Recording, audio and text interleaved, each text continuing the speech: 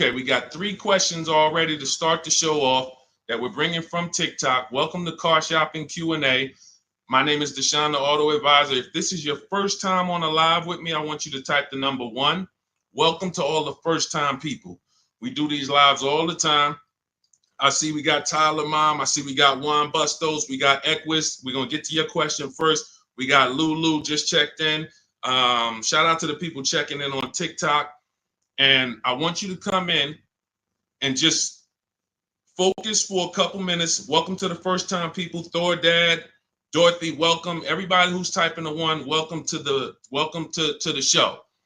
My mission is I hold myself accountable to, if you listen to me, my goal is for you to know that you have saved thousands of dollars every car you buy. That is the goal, to know. I don't want you to wonder, because what most people do when they buy a car, they hope they did okay. That's the strategy. They leave the dealership. Hey, you think should we have tried to get them down a little bit more? Nah, I think we did okay. You think we got enough for our trade-in? It's a hope. And 99 times out of 100, they didn't get the good price. They didn't. So what I want you to do, and what you're going to be able to do as you tap into what we're talking about, is guarantee every single car you buy, you pay less than everyone else. And there was no way you could have gotten it for a lower price anywhere around you. If you're in New York, I want you to know there was no dealer in New York, Pennsylvania, Connecticut that I could have bought this car from that would have sold it to me for less. Okay. And we do this so easily because we do this from home and we use the internet to make this happen. So, all right, so we got our first couple questions. I do want you to know this whole live stream is sponsored by my new digital book. It's called Cars from Home, 7 Steps to Saving Time, Money, and Avoiding Dealerships. You can get a copy of this. If you don't want to remember any of what we're about to talk about, you might be like, Sean, 30 minutes from now, you're like, this was great. I don't want to remember any of this. You get the blueprint. It's normally $97, but for 30 minutes, you can get your copy for 75% off. Go into my TikTok bio or my Instagram bio, and you'll get your copy instantly. It'll be in your inbox, 75% off, which is $24, and you'll have everything we're going to talk about and more, because there's strategies that we're just not going to have time to go over today. But if you want the whole blueprint, it's there. On YouTube and Facebook, we have a comment pinned for you guys so you can get your 75% off. Let's get the show on the road, Dolan. So Equus from TikTok asks, how do you deal with those who only want to communicate by phone? Okay, so there's dealers that are not going to come off that. That's why it's important for you to have multiple options. This is so important. The key to overpaying is dealing with 1 or 2 dealers, because what they want you to do is they want you going into the dealers. You lose all your leverage. Leverage is what allows you to get better deals. The more leverage you have, the better deal you can get. Leverage is things like, I don't need a car today.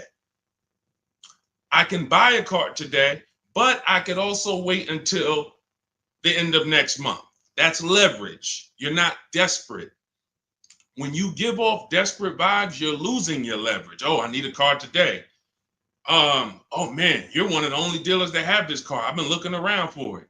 These are all things that lose you leverage. You don't even know. This is losing you leverage. So that's why I don't like to talk.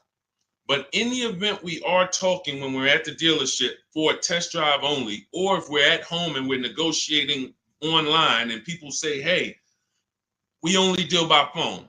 You make one statement. Hey, I'll be handling my entire process from home.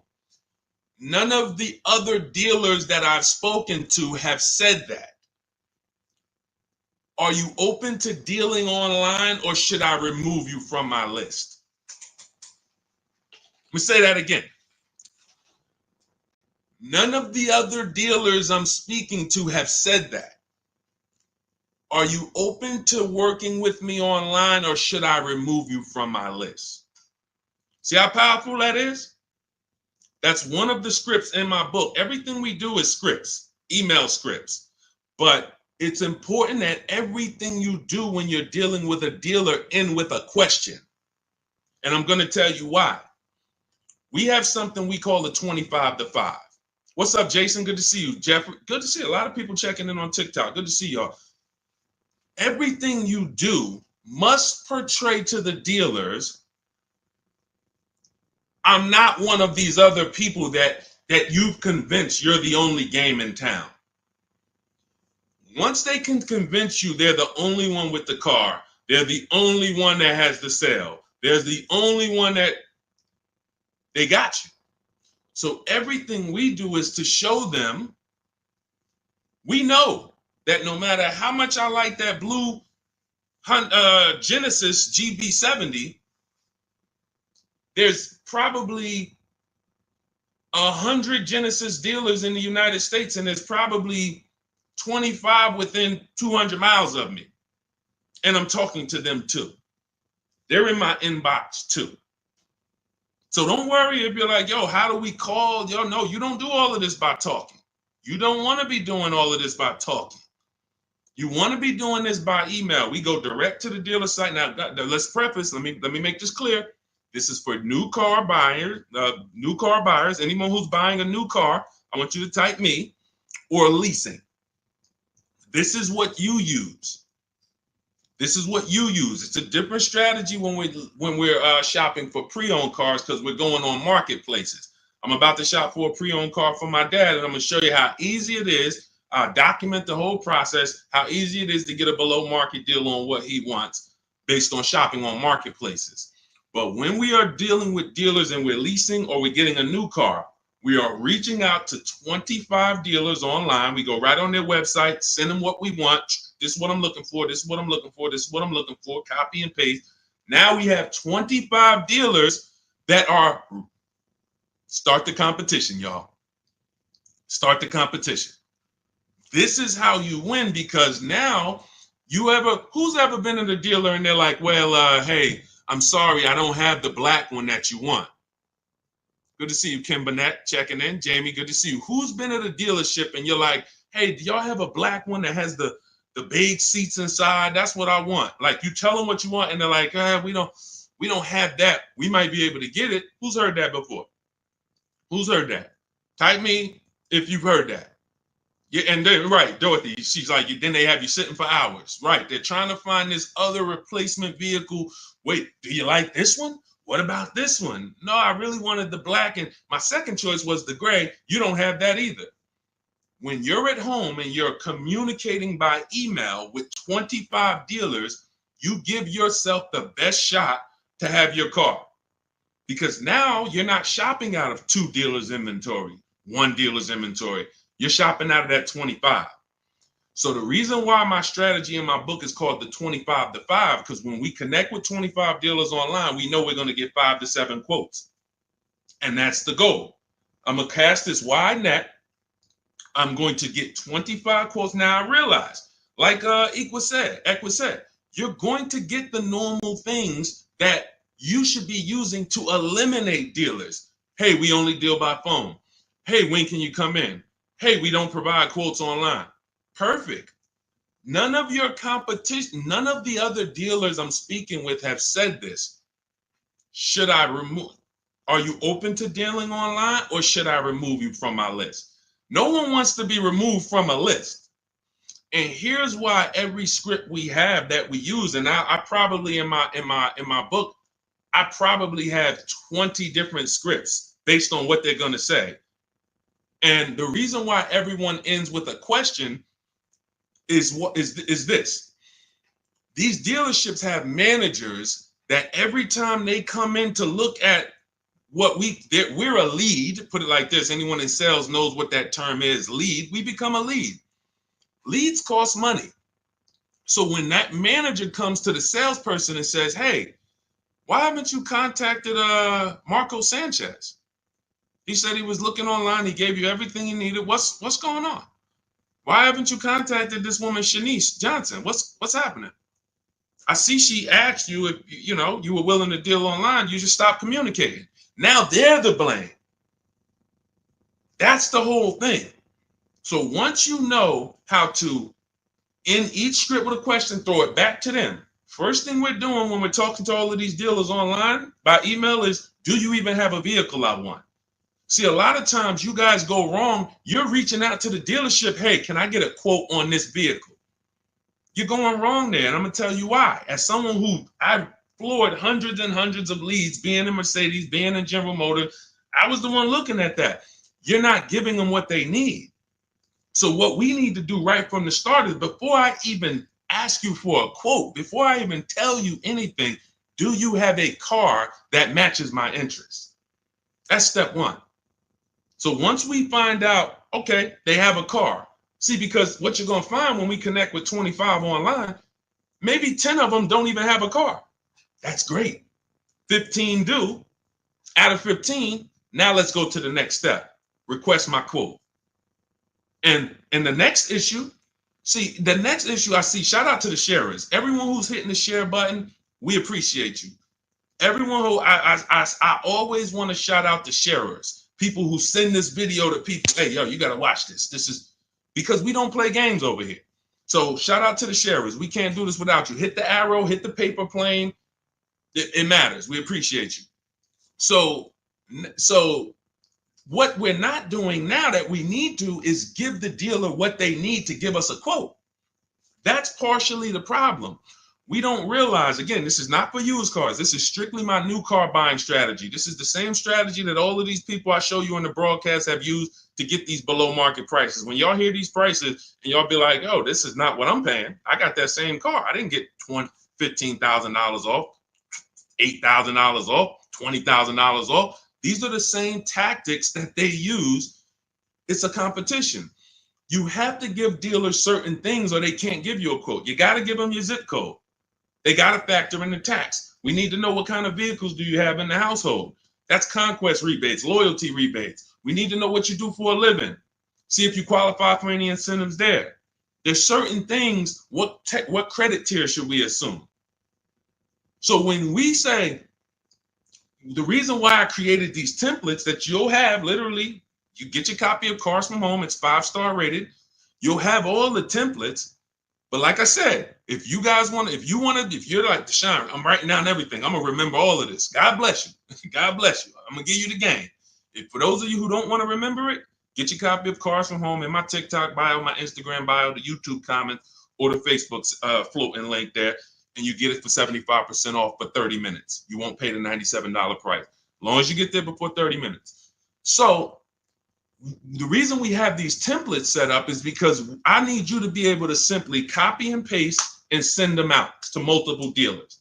You're sending the dealers the same thing. You're not changing. You're sending every dealer the same thing. So now every dealer has the exact same information and they can actually compete. And those who, remember this, there's an 80% that I need you guys to know about. The 80, some of you have heard of the 80-20 rule. 8 out of 10 dealers are overpriced. Doesn't matter how much you negotiate with them. Their lowest price is going to be a lot higher than their competition. When you hear somebody say, hey, Mr. Haywood, we appreciate you, but this is my best price. I can't get the manager to go any lower than that. Who's heard that? Who's heard that? Who's been in a dealer and they just like, listen, you beat me down. This is the best price.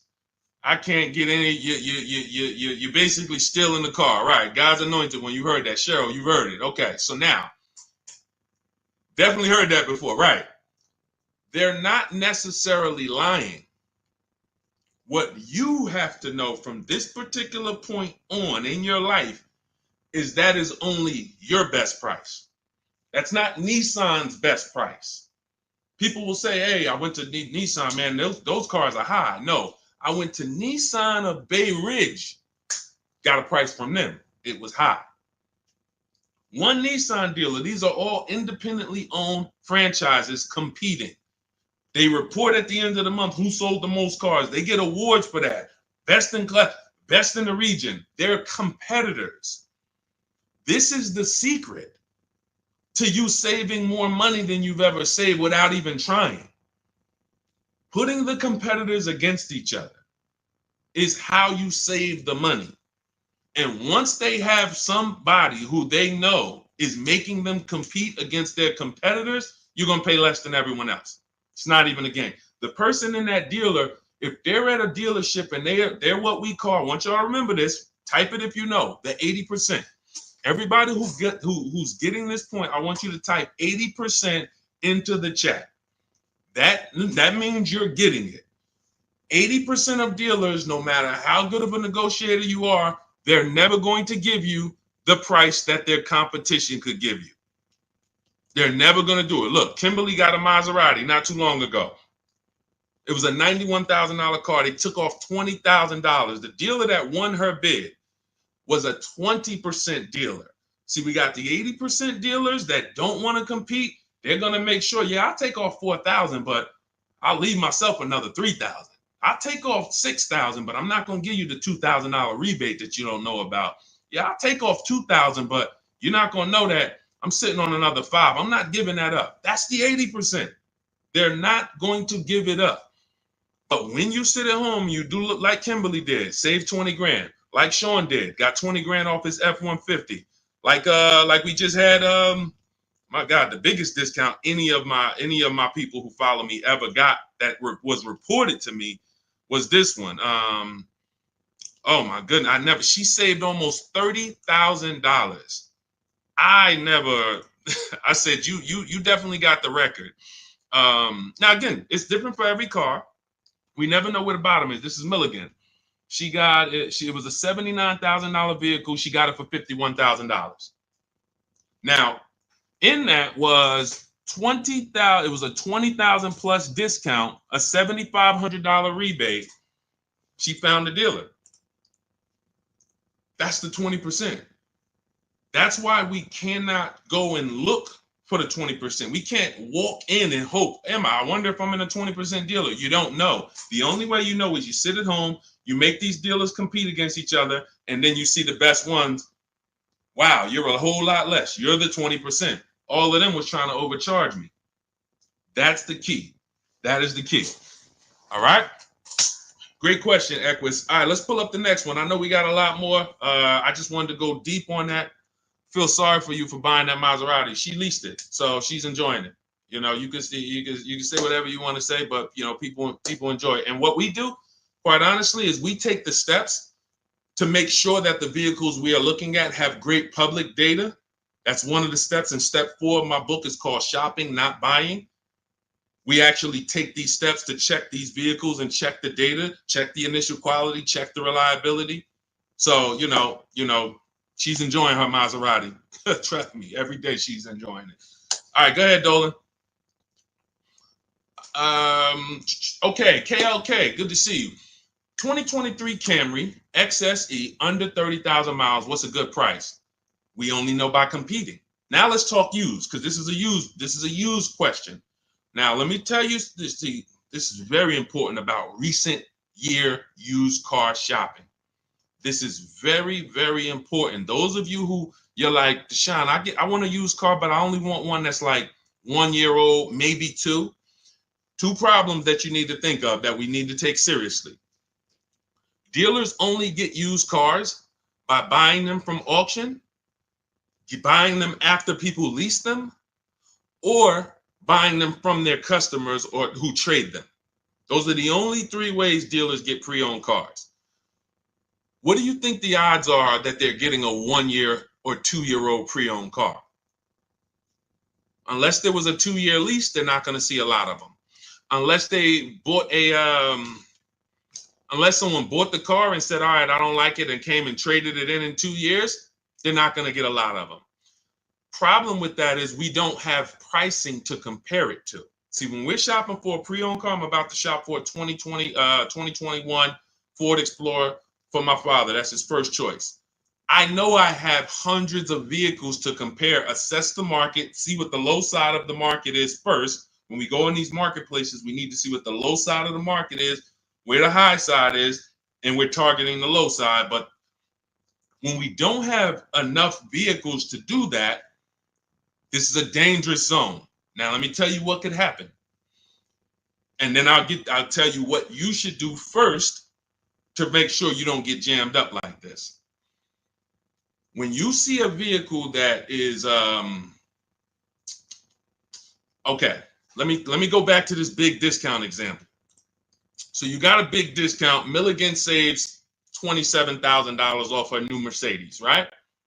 You guys can see it if you're on Instagram, if you're on YouTube. Even a regular deal where somebody saves $6,000, like Tiffany, she saved $65, almost $7,000. If somebody walks in to buy this vehicle 1 year old, they don't realize that the new market on that vehicle is almost $7,000 off.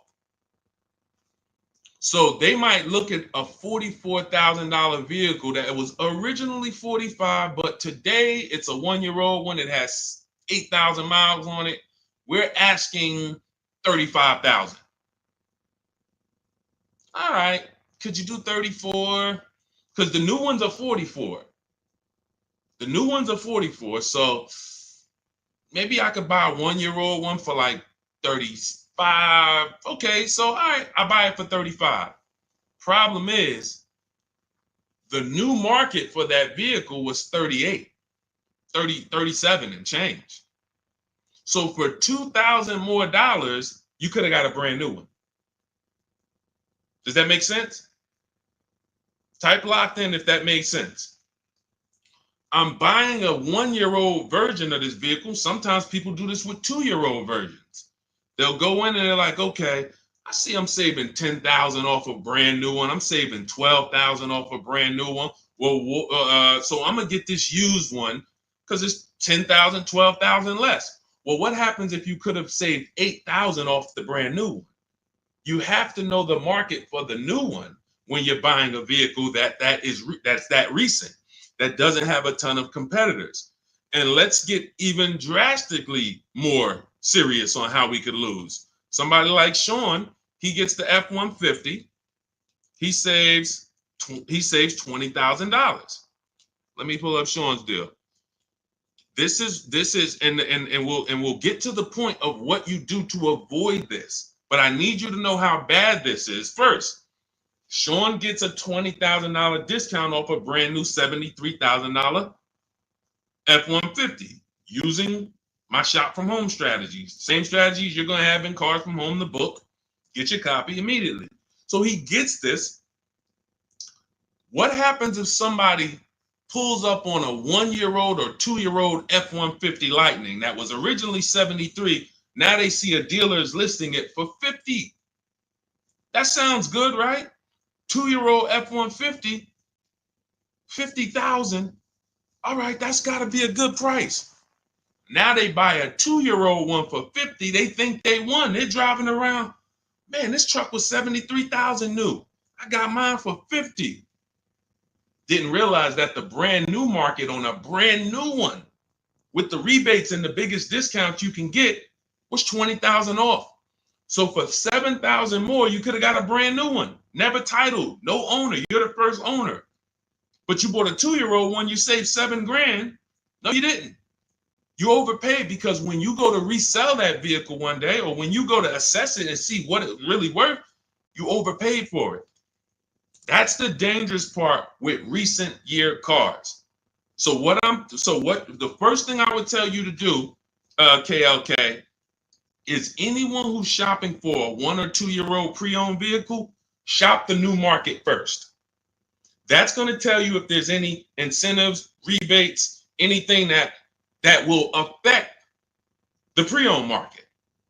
If they're having trouble moving, anytime you see a $15,000 discount, $10,000, $8,000, that means those vehicles new aren't easy to move. We need some factory incentives, which means that moves over to the, if I could save 10 grand off a new one, how much do I want to save off a pre-owned one? You get what I'm saying? If I could save 10 grand off a new one, how much should I be saving off the pre-owned one? 16?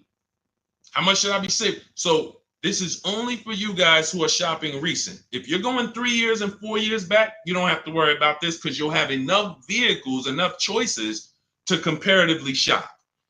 But those of you who are shopping 1 or 2 year old, you must shop the new market first. let that be the indicator of how much discount I should be getting off of a 1 or 2 year old. Okay? All of the strategies for shopping new, pre-owned, leases, all in my book, step by step. It's called Cars from Home, 7 Steps of Saving Time, Money, and Avoiding Dealership. We're already 5-star rated. Thank you to everyone who's rated it, reviewed it, wrote about how you used it. We appreciate you helping us get this out. Everyone, you can get your copy for 75% off. For the next 30 minutes, you'll have everything we're talking about in this stream, step by step. It'll be in your inbox in 5 minutes. Okay, just make sure when you get your copy, though, you do screenshot the thank you page. It has the support email on there. Just in case you type your email wrong, you can reach out to my support team. Make sure you get your book. There's also the link to open your book as soon as you buy it. So as soon as you buy it, you'll see click below to open the book. And it's 75% off as long as you get there before the 30 minutes is up. So TikTok bio, Instagram bio, take the time. You come back to the stream after, go get your book. YouTube, we have a comment for you in the pinned comment. And then Facebook, you'll see a floating link for you guys. Get you 75% off. All right, Dolan, next question. So Carolyn, do you trust Consumer Reports Buying Guide annual car reports? That's a great question. Not necessarily. We don't know who's paying for what. We don't know when it comes to these third-party resources. We like to say in a perfect world, Consumer Reports is taking the issues that people report and they're actually just publishing them. But when I see people that charge for this types of information, it makes me a little leery because that should be public information. But that's okay. They got a business to run. Understandable. But unless it is direct from the all right, let's say 100,000 people buy a Honda Civic today. I mean, this year. Anyone who has an issue, it should be reported. Consumer Reports should know about it. So if you're driving a Honda Civic and you see a strange light come on, you should be able to know that 10,000 other owners reported that same strange light. This is not usually how it works. So what I do, Carolyn, is I have a process. This is in step 4 of my process. We call this shopping, not buying. You are spending way too much time getting your car and not enough time researching your car. Who's known somebody, be honest, who ends up with a car and the thing is in the shop almost every other month? Every time you see them. Type ouch if that was you. If it's you, be like, man, if you've ever had a car and it was like every 3 months, like there's another light on. Now I got to take it to the shop. Now they're saying we need this. Now the electrical system is going. All of this, just if that's you, type ouch. If you know somebody like that, just type me. So these are the steps we take. And I appreciate the people being honest. That's how we unlearn here. Look, I'm the bad news first person, y'all. If y'all don't know that about me by now, if this is your first stream with me, you definitely don't know that. I'm bad news first because I'm not meeting you in a place where you're like, if I ask you what's your shopping strategy, you're not going to give me a shopping strategy. Honestly, as an ex-car salesman, that impresses me. That guarantees you pay less than everyone and avoid problem cars. So I'm always meeting people in a bad place. And I got to tell you how much these mistakes are costing you. Thousands of dollars. And they were avoidable. That's the biggest thing. They were avoidable mistakes. So when we use this step 4, it's called shopping, not buying. We type in the exact year, make, and model into Google, and we want, there's 3 different categories that we're looking at. And Carolyn, this takes us literally 5 to 8 minutes to prevent us from having cars that everyone else knew was a nightmare car, but we didn't. We go in, let's say we're looking at a 2017 Hyundai Sonata. 3 categories you got to keep in mind. Initial quality, that tells us everything we need to know about the car in the first 3 months. What are owners saying about the car in the first 3 months? Reliability. What are owners saying about the car the first 3 years? Longevity. What are the experts that study engines and transmission? What are they saying about the car in the long run? Those are the three categories that you guys burn into your head. If you have my book, you don't need to burn them. Initial quality, reliability, longevity. These are three totally different data points. So we go in, we type in 2017 Hyundai Sonata initial quality. That'll tell us when it was new, what were they saying about it? Were they saying it was an electric problem? Were they saying this car has less than normal quality? Okay, and we just skim Google. That's it. Skim those first couple articles. You don't even need to go to the second page. Do not go to any dealership or brand sponsored site. So if you're looking at a 2017 Hyundai Sonata and you like, don't go to Hyundai of Westmount, see their little blog article they wrote about it. No, you want third party independent people, skim it. Then we type in 2017 Hyundai Sonata reliability. Skim the articles. Any red flags? Any red flags? Then, if you're buying a pre-owned car, those of you who are leasing, you don't need to do this. But if those of you who are buying a new car or buying a pre-owned version, you want to type in 2017 Hyundai Sonata longevity. 8 minutes. 8 minutes. To prevent. I've had people that's like, man, Deshone, once you told me about that quality search, the vehicle I was looking at, I had to eliminate it because they were saying it has electrical problems that year. That particular year, because sometimes the 2019 has electrical problem, the 2020 is fine. That means the manufacturer took the steps, saw the reports, saw that the reliability was lower than normal, people were reporting it, and then the following year they corrected it. Who's heard never buy a car the first year it comes out, or never buy a car when it has a new engine, or a new electrical system, or a new transmission? This is what happens. So that's why each year is important. But this is how these little things, see, because some people look and be like, Deshone, how long does it take you to get these deals? How long does it take all of these people to get these deals? When you're good, 90 minutes. Your first time, it'll take you about 2.5, 3 hours. By the time, before one visit to the dealership, by the time it would take you to get in a dealership, get in your car, go drive to a dealership, have them, hey, I'm here to see Charlie. Go get Charlie, pull up a car. Hey, yeah, they got to pick it out. No, Charlie, you got a white one? Now, next thing you know, by the time you did that, the total time, we already talking to 25 dealers. We already seeing the whole used car market. You at one dealer. They're at one dealer. It's leverage. So once you get good, you'll be able to get deals in 90 minutes. Now, I don't suggest you do your research in 90 minutes. I suggest when you are test driving cars and you're deciding what you want, don't rush that. Don't rush that. People call me, people DM me, Deshone, I got a car, I had it 6 months, I'm trying to replace it. You're about to lose a ton of money. You can't buy a depreciating asset and replace it in 6 months and not lose thousands of dollars. Many of you know that. If you buy a car today, try to take it back tomorrow, you already lost $5,000. So you can't switch it. So the problem is we don't spend enough time shopping. That's deciding what we want. And this is the process. So what you're hearing is a process. I know you're not used to this. It sounds like I always just wing it. Yeah, you wouldn't wing a house purchase, right? And if you did, you'd expect to lose. I could wing my house purchase. I don't really care. Just, boom, here's my application. All right, now the home inspection, all that. All right, now they told me it was bad. You just wing it. How would that turn out?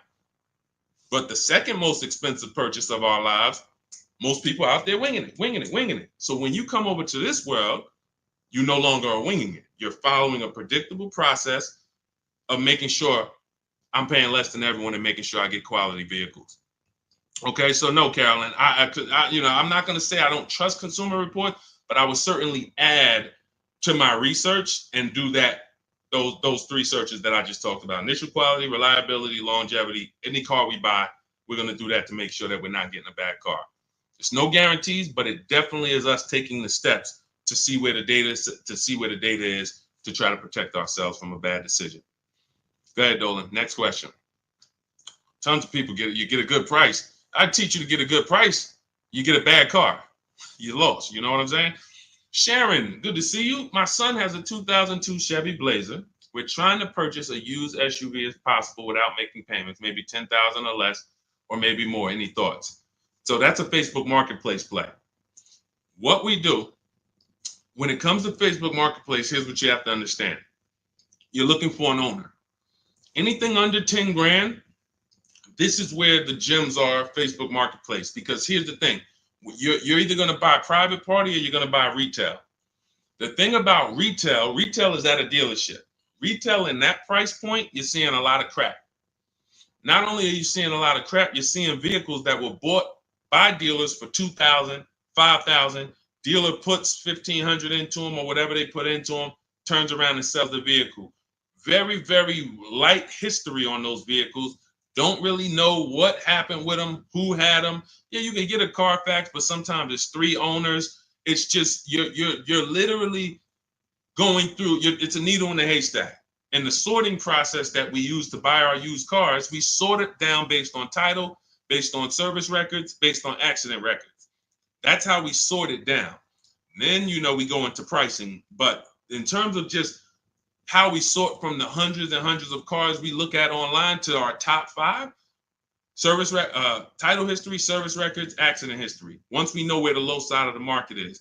So you got to look and say, all right, these older cars with higher mileage that I would find at a dealership for $6,000, they don't know anything about them. They don't know who had them. They don't know who owned them. They don't know the history. When we go to Facebook Marketplace and we sort for owners, we are now able to find people that know the car. They've had the car for 10 years, 8 years. This is what we want. Now, you're going to have a lot of dealers that put their owners, you got to ask the right questions. Hey, how long have you had the car? When you start hearing, and some of them have certain voices where it's a dealer. Man, I know you're a dealer. Like, we don't buy from them because all they did was go to the auction, pick up a car, and now they're trying to flip it. And that's not a problem if you knew the history of the car. Because you don't know the history of this car with 80,000 miles or 110,000 miles, I'm taking on the risk. Because once you sell it to me, it's my problem. No warranty. Many of these cars you're not getting a warranty with. But when you buy from a grandfather or a grandmother or someone who's had their car for 9 years, 10 years, and the only reason they're selling it is because they got a new car or they needed a bigger car and they can tell you everything about that car. Yeah. This is right here. I was coming out the garage and I kind of nicked the mailbox. That's where I got that scratch from. That's what you want. That's priceless. You make a deal with those people. You pay you pay your local mechanic to come with you. Once you find that vehicle, you pay him $100. Can you come and take a look at this vehicle with me? Give me your opinion on it. This is like a home inspection. We don't mind paying $500 or $600 or $800 for a home inspection. Why? Because it protects us. It protects us from bad decisions, which lose us more money.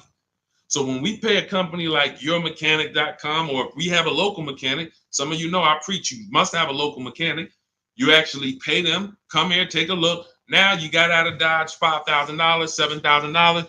You got a car that you could drive for the next 3-4 years. You know the history of it. It was taken care of. You looked at the Carfax. You validated that everything the owner told you was official. This is priceless. That's how I would be shopping if I had less than $10,000 to spend. That's what I would be shopping for all day long. Private party owner. All right. So, yeah. Let's go, Dorothy. Good to see you.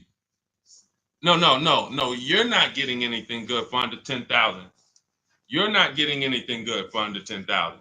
See, some people will put their projections on you. Hang on 1 second. 1 second. Some people will put their projections on you. And we don't do that.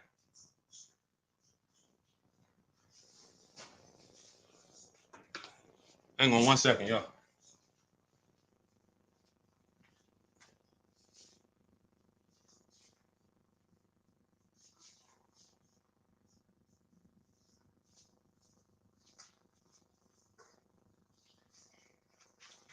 All right, perfect. Yeah, so listen, it's very important that when y'all step over to this world, You don't listen to anyone else who cannot shop.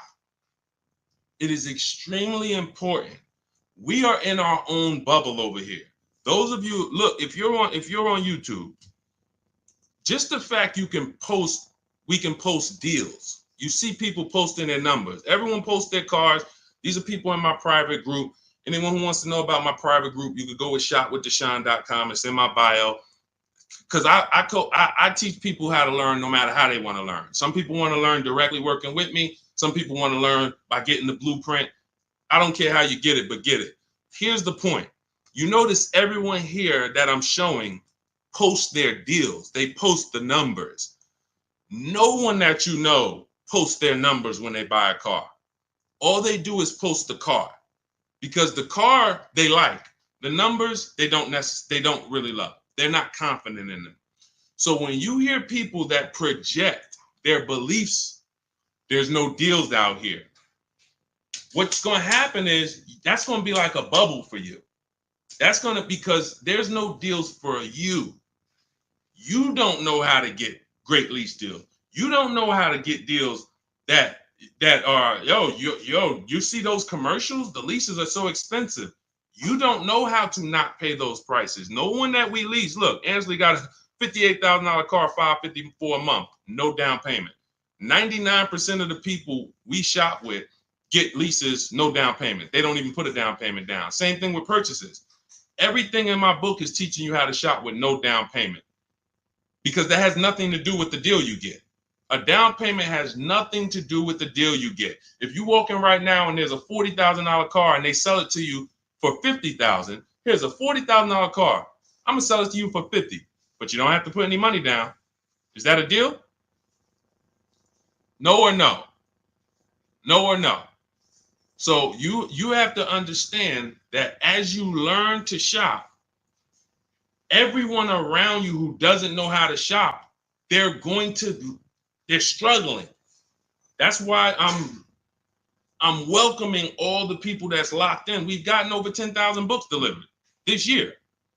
That's 10,000 people that have a blueprint for how to pay less than everyone else. But 60 million people a year buy cars. So we realize. So what I want you to understand is, anytime you're moving with these cars, you're going to see just blood around you. You're going to see people who, my God, I can't believe this. They would never show you their contracts. Look at your car. Oh, I see you got a new car. Hey, how much you paying for that? And listen, I don't want to talk about that. They don't want to talk about that. You have to be aware that that's what the world is doing. But that ain't what we doing. That's why I show you dozens and dozens of people. Every page you visit, whether it's my book page, shop from home page, we got videos, other people trying to tell y'all, hey, come over to our world. Because that world over there that's a tough world to be in. Y'all, so stay away from people who try to project their beliefs on you. They struggle. All right, let's go.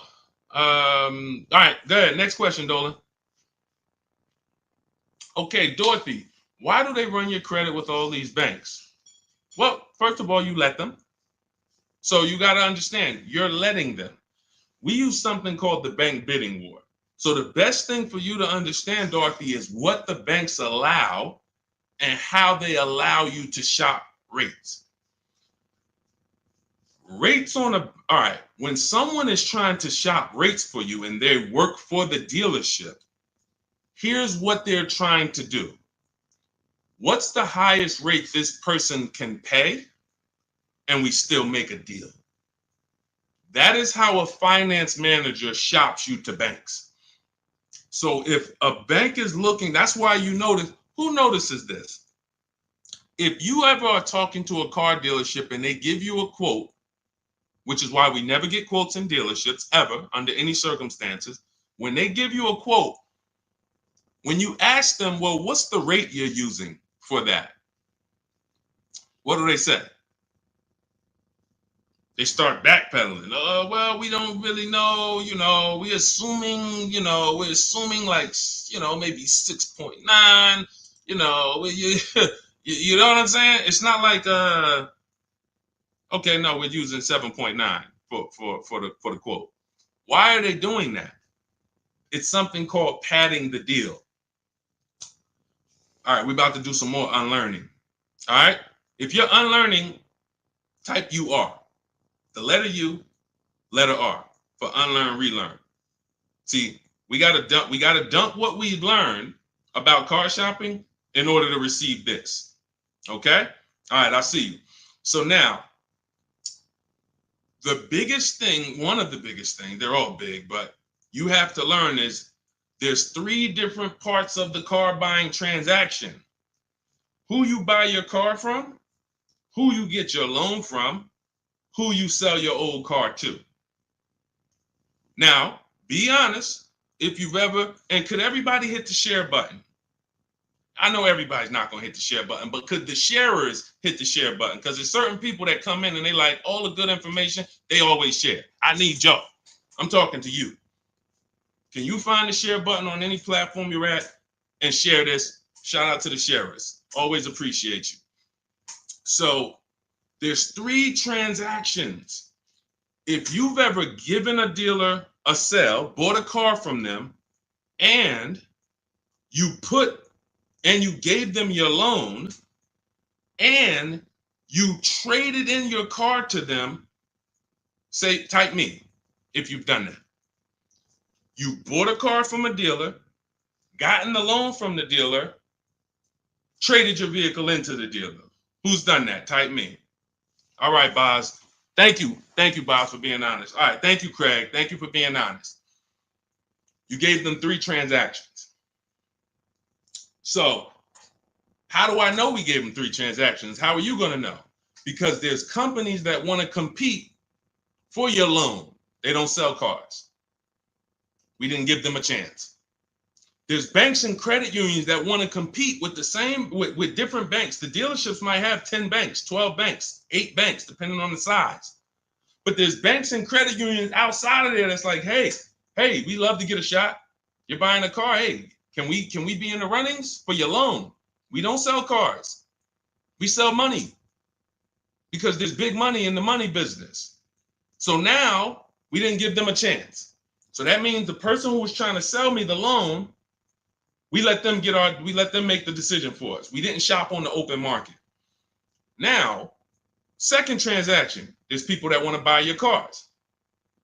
There's companies, I list 6 of them in my book: CarMax, Driveway, Carvana, Kelly's Blue Book Instant Cash Offer connects you with a local dealership to get a bid. AutoNation connects you with a local dealership to get a bid. Car Gurus connects you with a local dealership to get a bid. So that's 6 companies that in 20 minutes you put in your car's information, you do the 5-minute appraisal, boom, they tell you, hey, this is what we can pay cash. They don't care if you buy something. They're not trying to sell you anything. They want to buy your vehicle. We didn't give them a chance. We got 1 offer from the same dealership we bought a car from.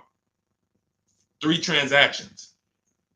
So part of maximizing all the money we save is being able to bid out each one of the transactions. I'm going to say that again. Part of making sure you get all the money due to you in a car transaction is I'm bidding out each part of these transactions. Type, like, I don't know. Type $signs if you understand that how powerful this principle is. Type $signs if you understand that the bidding out of each transaction is how we guarantee we save the money. See, what the dealers want, what the car salespeople want, who they want to play with all of that money. Give me all the money. Craig, come on in. All right, listen, you want to buy this car? All right, let's take a look. Listen, don't worry about the numbers. We're going to work the numbers out. Now, you got a trade in too? You got a trade in too? Yeah, all right, I see the trade in. Don't worry. Listen, one thing about us, we never lost a deal over price. Who's heard that? This is all people say, oh, this guy couldn't sell cars. That's why he teaches now. How hard is it to sell cars? Like when you move and you're like giving them that, here's what the dealer has. Here's what the dealer. All right, I got about $5,000 of wiggle room in this car. Then I got a $2,000 rebate. All right, then I could go with the rate. I could play with the rate Now, salesman's not going to play with the rate because they don't touch the finance manager's money. But when I was in Ray Katina, we were our own finance managers. 2 Mercedes dealers I worked at. We ran our own numbers at Morristown, but we did not control of Ray Katina. We were the finance manager too. So we sold the car, we did all the paperwork, application into the bank, went over the products, extended warranties, one person. So that's why a lot of these car salesmen can't understand what I teach, because they haven't been a manager. They've never been a finance manager. They don't even understand. But this is what that. So there's money there. There's cushion there. There's probably $2,000-$3,000 of wiggle room in the rate. Then we got more money in the trade. Okay, well, I know the trade. The used car manager says, all right, that car is worth no more than 18. All right, well, I'm gonna go start them at 16. So now we got $2,000 of wiggle room over here in your old car. Now we got $7,000 of discount in the new car. Now I got a little more room in the rate I could play with. Matter of fact, I'm gonna start them so high on the rate that I'm gonna have me another $2,500 that I could play with here. So I'm really dealing with like $11,000 that I can move around. If you get this, say, well, I see the dollar sign. I see the dollar signs. Like, people getting this. That's why, see, there's several things that car dealers don't want you to do. The biggest thing is keep doing what you've been doing. The biggest thing that car dealers want you to keep doing is just do what you've been doing. Don't change nothing. Don't change nothing. Negotiate a little harder. You feel a little better. That's what they want. The last thing they want you to do is separate your transactions, bid them out online in minutes. I know what my trade is worth. I gotta do that for my mother's lease coming due. I'll be doing that, recording these videos because we document this. I document this for my people in Cars from Home Done With You. They see me shop. They're shopping with me because I need cars too. That's the beautiful thing about what I do. I need cars, so it's like every time I buy a car, I just document it. People who follow me, people who work with me personally, just follow the same steps, get the same result. It's not rocket science. But I'll know in 20 minutes if she has any equity in her lease. Last lease, when prices were up, we sold her car. She made $10,200. Now, everyone was making money if you were selling a car. I was telling people in 2021, 22, cash out. You're never going to see this again. I don't care what car you got. Sell it, cash out, put $7 grand, 10 grand, 12 grand in your pocket. People were getting out of negative equity deals because every car was worth $10,000 to $12,000 more than the normal price. Now the thing's back to normal. But we check for equity. This stuff takes minutes. This stuff doesn't take hours to do. We're on computers. We can visit this website, type this in. Oh, thanks. Got my equity. That's what dealers don't want you doing. Separating your transactions, bidding them out online, letting multiple people compete for your business. They can't stop it. There's nothing they could do. That is literally the car salesman's kryptonite. I used to do a masterclass and I would talk about the 2 fears of every car salesman. And I don't care, the best car salesman in the world. I mean, I've sat next to people who make, there's some of the best in the world. Some of the people I've sat down with at Ray Katina, when I worked there, was Yankee Stadium. Guys making $300,000 a year, $350,000, the consummate professionals. Kryptonite was customer won't come into the dealership. Customer makes us shop competitors, makes us compete against competitors. That's all my book teaches you to do. Not going to the dealership unless you're test driving, make them compete. Exploits the 2 fears of every car salesman for your benefit. That's it. So all of this is in my book. 7, it's called Cars from Home, 7 Steps to Saving Time, Money, and Avoiding Dealerships. That is literally the name. Cars from Home, 7 Steps to Saving Time, Money, and Avoiding Dealerships. And you can get your copy for 75% off. You won't pay the normal $97 price. It's in my TikTok bio, but you only got 30 minutes. If you visited that site and the timer's down, if it's 2 minutes, once it goes to 0, it's $97. And it's still worth every penny. Go read those reviews on Goodreads. You won't read those reviews and not be like, oh yeah, this book is definitely worth $97. Go hear from your peers. You heard from me. You know, we'll be on here for another couple minutes. I want to answer a couple more questions for sure. But go hear from your peers. Go hear from the people who was like you on a live, met me on a live. Go hear from them. We got them everywhere. We post them everywhere. All right. But yeah, on YouTube, we have a comment pinned for you. If you're on YouTube, you can get your 75% off in the pinned comment. And Facebook, we have a link floating for you guys to get your 75% off. All right. Make sure as soon as you get your book, you screenshot the thank you page. It has the support team's email on there, just in case you type your email wrong. You're doing fast, trying to get back to the broadcast, and then you type your email wrong. Make sure you have the support team's email so they can get you your book. All right, go ahead, Dolan. Pull the next question in.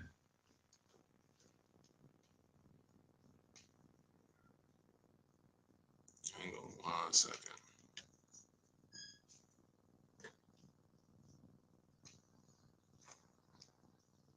All right. Can we pay you to do all of this for it? No, I'm gonna tell you why. One, you wouldn't be able to afford it. It would only be for the wealthy, because a person who's buying a car who appreciates their time is going to pay me and my team $700 to $1,000 to make sure they get a below market deal and show them what the whole market was and shop all of these dealers for them. But they don't realize they're paying for a process that takes us 90 minutes. So when you say, can you pay someone to do it? Unless they're giving you a market report. This is why brokers are ripping you guys off, because anyone who what they're doing is they're basing it off of your fear and your dread, and they're saying, well, just trust me. So you're still giving someone else the same way I just said. You're giving all the car dealers those 3 transactions. You're just giving them to a broker. Get me my loan. Get me this, don't mark it up.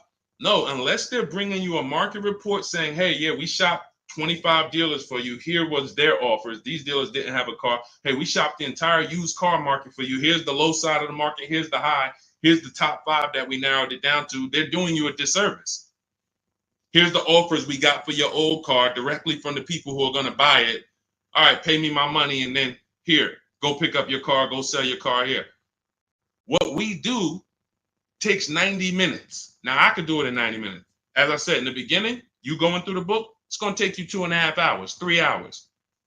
It's not going to take you more time than you would spend in one dealership. But that's the biggest thing. That's the biggest thing. If this was a 10-hour process, 12 hours, yeah, maybe we charge and we create a team to do this for people. Oh, no, you're going to pay me and we're going to make $200, $300 an hour for our expertise, because you're going to pay us $700 to $1,000 and we're going to get a deal done for you in 90 minutes. So we're really making like $500 an hour, which is fine.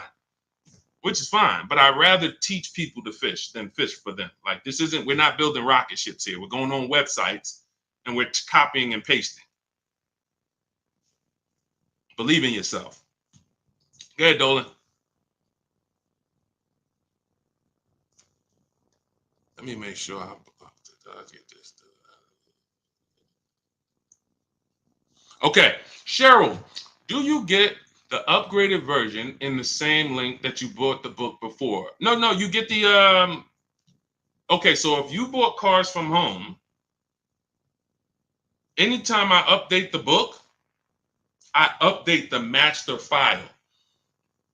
I'm glad you asked this question, Cheryl, because I didn't even mention this. This is just more value that I give to the people that take action. I've updated that book probably, originally it was called Car Shopping for People That Hate Car Shopping. So some of you have that version. And then I updated it, created Cars from Home. What I did is I went into the master file, replaced it with the new version, and everyone who went and opened that book, they were like, oh, wow, the name has changed. Oh, wow, this content has changed. Oh, wow. This is what we do. This is why I saw somebody in the comments says, is there any way to get a physical book? A physical book, you would have to pay every single time a website changes. Vroom went out of business. Vroom used to compete to buy our cars. Vroom, every time we have 8 marketplaces we shop. When we were shopping for used cars, In my book, I have something called the multiple marketplace strategy. We're on cars.com, Car Gurus, Carfax, Auto Trader, Driveway, Carvana, CarMax, and eBay Motors. We're on 8 marketplaces. Vroom used to be there. It used to be 9. Vroom went out of business. If you had a physical book, what happens now? Now you got to wait for volume 2. Oh, here's the new version. Now you're paying again. We went right into the master file, took Vroom out, updated it. No one saw Vroom again. These are things we could only do with a digital book. Some people go digital for their own reasons. They make a digital book for their own reasons. Cars from Home is digital because it's the best way for it to be. I link you to scripts. If you're reading and you're not able to open the scripts and copy and paste, you click a link, you open all my, when you contact dealers, new cars and leases, there's a link you hit, open my scripts up, and you copy and paste them. You should be on a computer. We're car shopping on computers. So to be reading a physical book about car shopping on a computer, that just doesn't match. If you're reading about investing in stocks, sure. You're reading about other things, great. But we're car shopping online. The book should be online. So that's it. And anyone who has the book knows there'd be no way for that to be a physical book. I link you to certain videos. There's all types of stuff, bonuses in there, surprises, but wait, there's more. But not charging you for it. You're buying it and you're like, whoa, I didn't know he got videos in here that he likes to. That's just all we do. We want to be the most valuable company to the car buyer. We take that very serious. Go ahead, Dolan. Yep, got mine. Good. I see you. Shout out to everybody who got their copy. Enjoy it and use it. Use it. What's up, Gladys? I need your help for my 24-year-old daughter that needs an affordable used car for work commute. We are in Raleigh, North Carolina. Max is $5,000. What I want you to do, Gladys, I want you to go to the YouTube or the Facebook replay. If you're on Facebook, I want you to watch this broadcast, but I need you to go about 20 minutes back, 30 minutes back. We had a woman on here who asked a similar question. Her budget was $10,000 max, and we went over a whole strategy for her. I want you to watch that, use that exact same strategy that we gave to her, okay? Because I don't want to just go over that. We went too into detail for me to just repeat it and go through all the things because some people heard it. Jeff, he said, where do I locate the link? The link is in my TikTok bio. Click that picture of me. Same thing on Instagram. Click the picture of me. That's going to take you. You'll see a website there. And in that website is a link to activate the 75% off. You'll see 75% off new book, 30 minutes only. Go there, get your book, come back to the broadcast. Okay? And then on YouTube, we have the comment. Check the comments for your link. And then on Facebook, we have a comment floating for you guys, a link floating for you guys. So get in where you fit in. Okay, Anna, I went to the dealership and they wanted to sell me a car for $40,000. The price was $25,000. They were charging 11.99% interest. Should be $480 monthly, but paper said $580. What to do? A couple things. You're mixing transactions. You're buying a car from them and you're giving them your loan. So when you allow them to do that, now they're able to move money around and manipulate the money. And all they're doing is hoping you negotiate. That's really what they're hoping. Hey, come on, negotiate. Don't just walk out. Give us a chance. We have all this money we're playing with, and we're hoping that you just try to negotiate with us. What they're hoping you don't do is to shop the competition. You need to find out who has the same car, because there are tons of dealers with the exact same car, and you need to get a price from them. Now, once you have the price from them, we use something called the bank bidding war, where once we have our best price on the car, now we're letting tons of banks and credit unions run our credit. Oh, Deshone, ain't that gonna mess our credit up? No, it is not. If you Google rate shopping, Experian, which is a credit bureau, they have an entire blog post where they teach you how you can rate shop within a certain period of time. You can have multiple banks and credit unions run your credit with a hard pull, and at the end of that rate shopping window, it's going to affect your credit like one hard pull. So if one hard pull would have dropped your credit score 10 points, 20 hard pulls in that wait window period will drop your credit score the same 10 points. This is how you rate shop, because many of you are overpaying, not just for the cars you're buying, for the loans you're getting. If you sign 11.99%, because some people wouldn't have asked questions, they would have signed the deal and just said, oh, I guess this was it. This is hey man, y'all got me, no money down. I did all right. And they would have not realized that you actually could have gotten 8.99. From 11.99 to 8.99 is literally, depending on the loan, $40,000 loan, that could be $2,000. So we're not taking rate shopping as seriously as we're taking car shopping. So what I'm doing it from you, Anna, is I'm making sure I find every duplicate car out there, like the one that you're looking at, and I'm calling before I go. Because you also could have run into a dealership that listed one price online. Who's had this happen before? You see one price online, you get to the dealership, and they're like, okay, but we got a $2,000 prep fee. We got this this maintenance plan is mandatory. We added low jack in here, and then we have an internet fee that you have to pay that, or we can't do business. So you're like, wait, how the heck was the car 25? Who's had that happen? The car said 25. Now the bottom line is this, not just from the rate. So I made a video about that. It was about Atlantic Chevy. They had a vehicle on there that I called them, and they let me know they had no intention to sell the car to me at the price that was online. They were hoping, knowing, not even hoping, they know we're going to get so many people coming to this dealership from this price. We're going to sell some sucker who won't negotiate with us, and who'll just be like, all right, man, I'm here already. Let me just get it over with. How much more is it? All right, two. What's the payment? You lost, bro. They just banged you over the head. They just extorted you, literally, and you signed a deal. So what we do is we find the similar cars. We always verify before we leave. You must verify fees before you go, because the gimmick is the bait and switch. What you're trying to decide, when we narrow this thing down, let me give you a real example here. You're narrowing your cars down. When I was narrowing my cars, I bought this white Infiniti truck 2 years ago. It was a 2020 at the time. It was 3 years old. I narrowed it down to my top 4. I realized that the prices online may not be the price that they want. The price online may be the gimmick price. So if I narrowed it down to my top 4, but I don't verify that there's only these 3 fees, pay attention.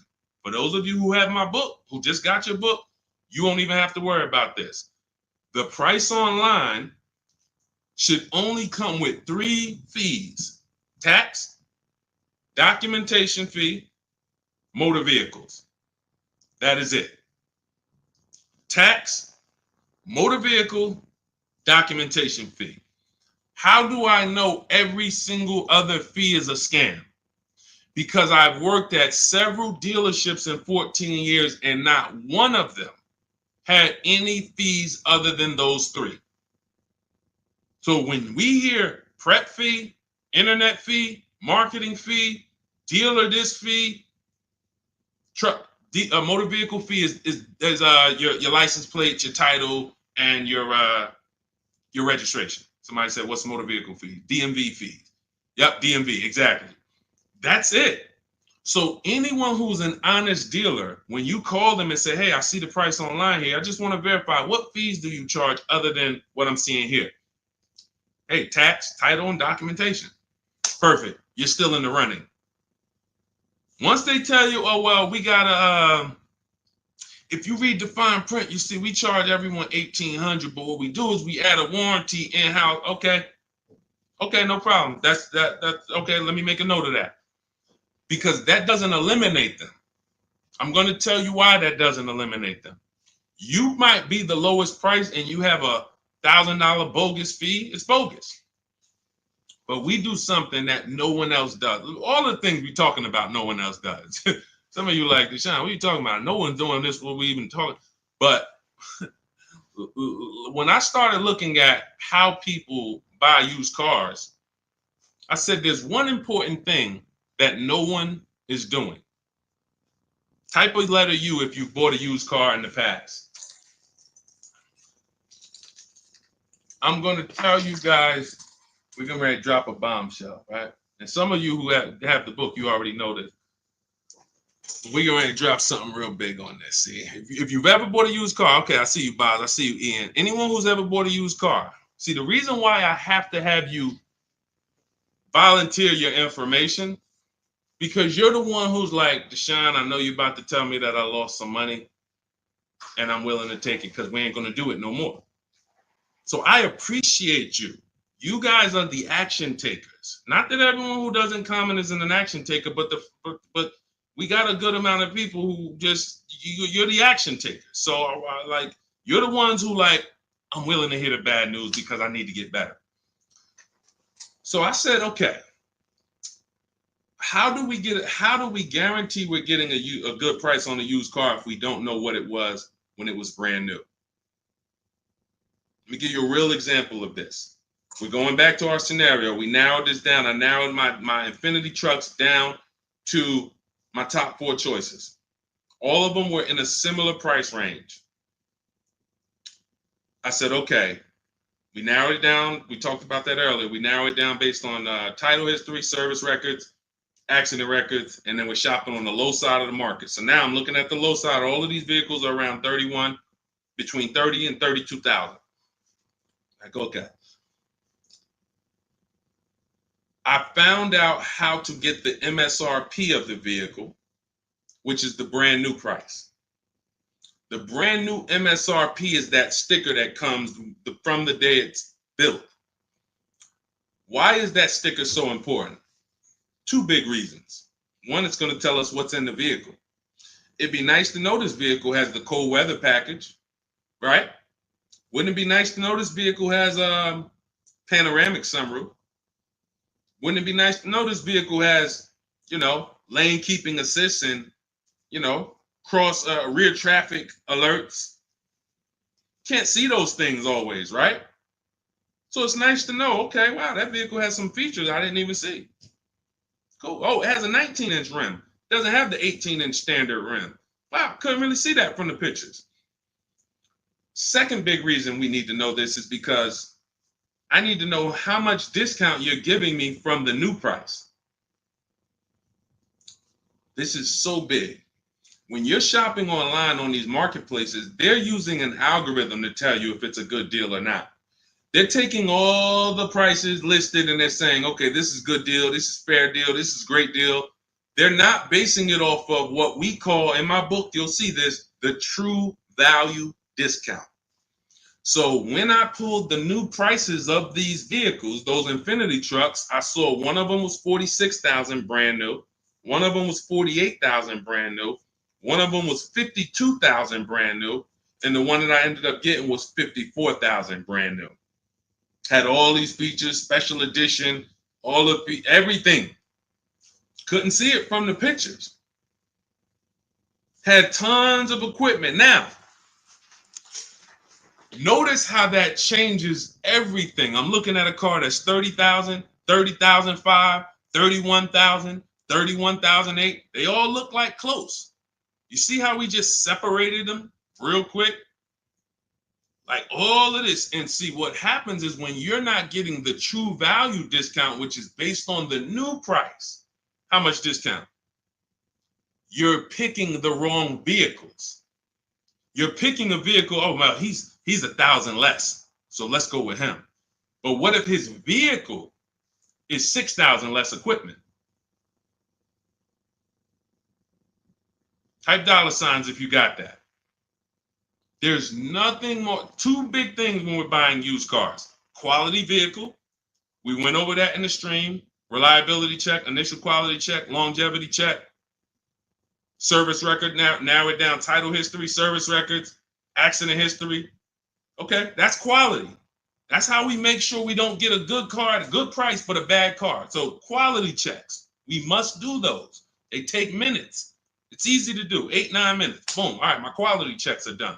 My narrowing it down check. We don't buy a car that doesn't have service records. Tons of service records. This is how we eliminate stuff.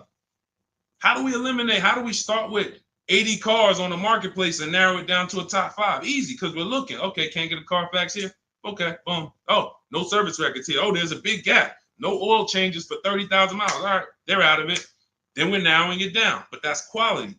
When we get to price on used cars, we are verifying it. We have to assess the market, look at the low side, narrowing it down to our top 5 on the low side of the price range. And then once we look at the prices, we need to get the new price. Verify there's no bogus fees, but sometimes even with give you an example, the truck I bought, the one I bought, it was 54,000 brand new. This is how important this is to understand that even that dealer could have said, hey, well, we got $1,000 prep fee. No other dealer had it. But when I take the brand new price of it, when I divide, and I have a calculator in my book that does this for you. You literally type in the asking price, 31.8, divide that into the new price, which was 54.5. We can see we're paying 58% of what the new car price was. 3-year-old vehicle had 26,000 miles at the time. I got a 42% discount. That's how we're judging it.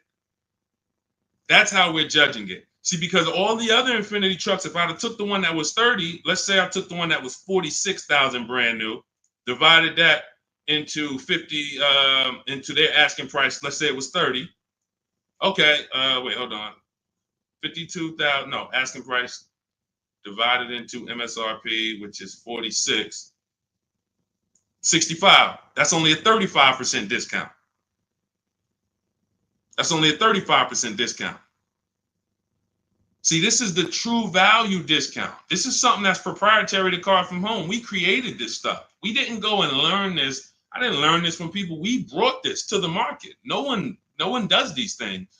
But now when we're looking at these cars that look seemingly similar asking price, once we know the new price, I could tell, okay, you're offering me a 35% discount from the new price. You're offering me 37%. The one I got offered me 42%. That's the biggest discount. Doesn't matter what the deal is at. Oh, I don't want to negotiate. Or, hey, I got this fee. It's all about the true value discount, which is the discount from when it was new. And no man, I'm going to tell you, none of these marketplaces are going to do that. I'm going to tell you why they're not going to do it. They get paid to sell cars. Shout out to the people running the lights up, tapping the screen. Every time you hear something you like, just double tap the screen. Man, we killing it over here, man. Killing it. This is your money. This is your money. I can't care more about your money than you. If you care about your money, you're locked in. You're locked in. All I want is people writing me, sending me pictures, sending me emails. Deshone, man, look at this car. Look at what I paid for. I got 5 offers. This is what I chose. I had to drive an hour and a half to pick it up. I love those. Those emails make my day. Those emails make my day. All I want is more money in your family's household that you didn't have to spend. If other people are paying $700 a month to drive a car, I want you driving it for $500. If other people are getting a $2,000 discount, that's the average market value. I want you getting a $7,000 discount. That's it. I don't care about anything else. That's it. So everything we teach, I told you at the beginning of the stream, if you don't want to remember this, and you're like, Deshone, man, just give me the blueprint, because we're gonna go over a lot. We didn't even really go into leasing versus buying today. Like we haven't even, like, leasing versus buying. Those of you who are not keeping your cars 8 years, you're losing thousands and thousands of dollars not leasing. You're losing in depreciation and resale value. And, we have to take an entire segment and go over you were taught that. That wasn't a decision you made. Or you chose a bad lease. You knew you drove 15,000 miles a year, but you got 10,000. I've had people say that. Yeah, I knew I needed like 18, but I got 12. I said, if I go over, I'll just buy the car. Terrible. Who taught you that? Who told you to buy a car that you went over miles on? When you lease, they give you what's called a residual value. That's what you could buy the car for at the end. That residual value is usually not a good price. In most cases, that's not a good price. That's a price that you could get a used car for, a better used car, lower miles, comparable car for less than that. But every now and then the residual value is market value, and it's like, all right, I'll buy it. But it's based on it's based on, you told us you were going to drive 30,000 miles in 3 years. This buyout price is market value for a car with 30,000 miles. You could buy this car for 19 grand. We expect you to have 30,000 miles. You can buy it for 19 grand. You go and you put 50,000 miles on it and you buy it for 19 grand. Do y'all understand that? Do you understand that? Market assessment. We just helped a young lady that works with me buy her lease out. She has a beautiful GV80, and she went and she made sure there was nothing else that she wanted to replace it with. I told her, if you keep this vehicle 8 years, you win another 8 years. Because if you don't, I can show you that if you just shop for another below market lease, you'd save a lot more money and you'd have new cars over the next. So I said, don't buy this lease out and then go and replace it in 3 years. You're lost because you're going to spend a ton of money. You've been paying for this car for years. And then she said, no. She went out. She looked at all the competitors. She said, Deshone, I'm telling you, I just love this car. I'm going to buy this car and it's going to be my car. I'm going to baby it. Perfect. But I said, listen, one more thing you must do. I need you to go on the marketplaces. I need you to put in the specs of what comparable cars to yours are actually listed for. We can't see what they're selling for because it's not like houses. We don't have comps. But I need you to see what they're listed for because you cannot overpay for your own lease. She did it. She came back. She said all the cars that are listed for my buyout, I think her buyout was like 31,000. Every other GV80 was like with comparable miles was like 35, 30. So she was on the low side of it. She was on the low side of the market. I said, perfect. That's all. You're good. That's what matters. Because if you buy your lease out and you could have gotten a used version of that car for 31 and you paid 35 because you wanted to buy your own lease, you just overpaid by $4,000 to buy your own car. And you're not going to feel it now. Well, you'll feel it higher payment. But then when you go to replace that car and say, wait, how y'all only giving me 12,000? Well, because it wasn't worth 35. You overpaid for it. So this is how I dissect transactions. This is why anyone in New Jersey, anyone who's dealt with me, who knew me from the time I was with General Motors, and really when I got to Mercedes, that's when I really became an advisor. Any of my clients would tell you I've been this way. I control the car transaction for my clients. It's a financial conversation. Now, many of my clients did work on Wall Street. They helped me to understand a lot of things. So I had a lot of Wall Street people, and I would ask them questions. Listen, why are you not paying cash for this? And you could, though. Well, I use the bank's money for free. Y'all got 0% financing. Y'all got 0.99. I'm like, okay, it's measuring risk here. And so there were questions that I asked. How'd you end up upside down in this car? You've had it for 5 years already. Well, I leased it, then I bought it. Oh, so you leased it for 3 years, then you took out a loan for another 6 years. You've had the car 5 years, you still have negative equity. Let me start telling people not to buy their leases because this is what happens to them. So all of this is that this is like, it's my unique experience that God brought me through that allowed me to shape how I teach and put this book together that has become a hit, that has helped hundreds and hundreds of people get to below market deals that I know of. We've delivered over 1,000, over 10,000 books now. So it's just, people just use it. That's all I say. So get your copy for 75% off in my TikTok bio, in my Instagram bio. You won't pay the normal $97 price as long as you get there before the 30-minute timer hits 0. Click the picture of me, Instagram and TikTok. You'll see a website there. And then on YouTube and on Facebook, you guys have a comment check the comment section for your link for 75% off. But just get it. All I want to do is see people win. Our miles in the value calculator. We always shop our leases with 12,000 miles per year. Always 12,000 miles per year, because that's how we base it. Everything we do when we're judging a lease deal, Armchair, we're judging it based on the 1% rule, which is older than, I don't know when it was invented, but it was certainly around when I got into the car business. So The 1% lease rule was for super savvy people. Lease people who just like, if you can get a lease payment, no money down, that's 1% of the MSRP or less, you stole a car. Now, some people might say, oh, Deshone, that sounds pretty crazy. Well, we do this all day long. Ansley, $554 a month, vehicles $58,000. You divide the monthly payment into the MSRP, and you can see. Zafrina, $579 a month, MSRP was $65,950. That's a 0.88% lease. No money down. You cannot buy your way to a 1% lease. You can't say I used to get people that would DM me, yeah, Deshone, you know, I'm at like 1.1 and all I put down was my taxes. No, you're not. You're not at 1.1. No money down. Your first month's payment only. My first month's lease payment is all we're factoring in when we're getting these offers. First month's lease payment divided into the MSRP, 12,000 miles per year. Shopping my best offers. That's how you judge a 1% lease deal. Teddy, $73,000 BMW, $856 a month. That's a 1.16% lease deal. So all of these are, let's see. Okay, that's a Honda. Okay. Now, how does you don't get to a 1% deal by just negotiating? You need a great lease program.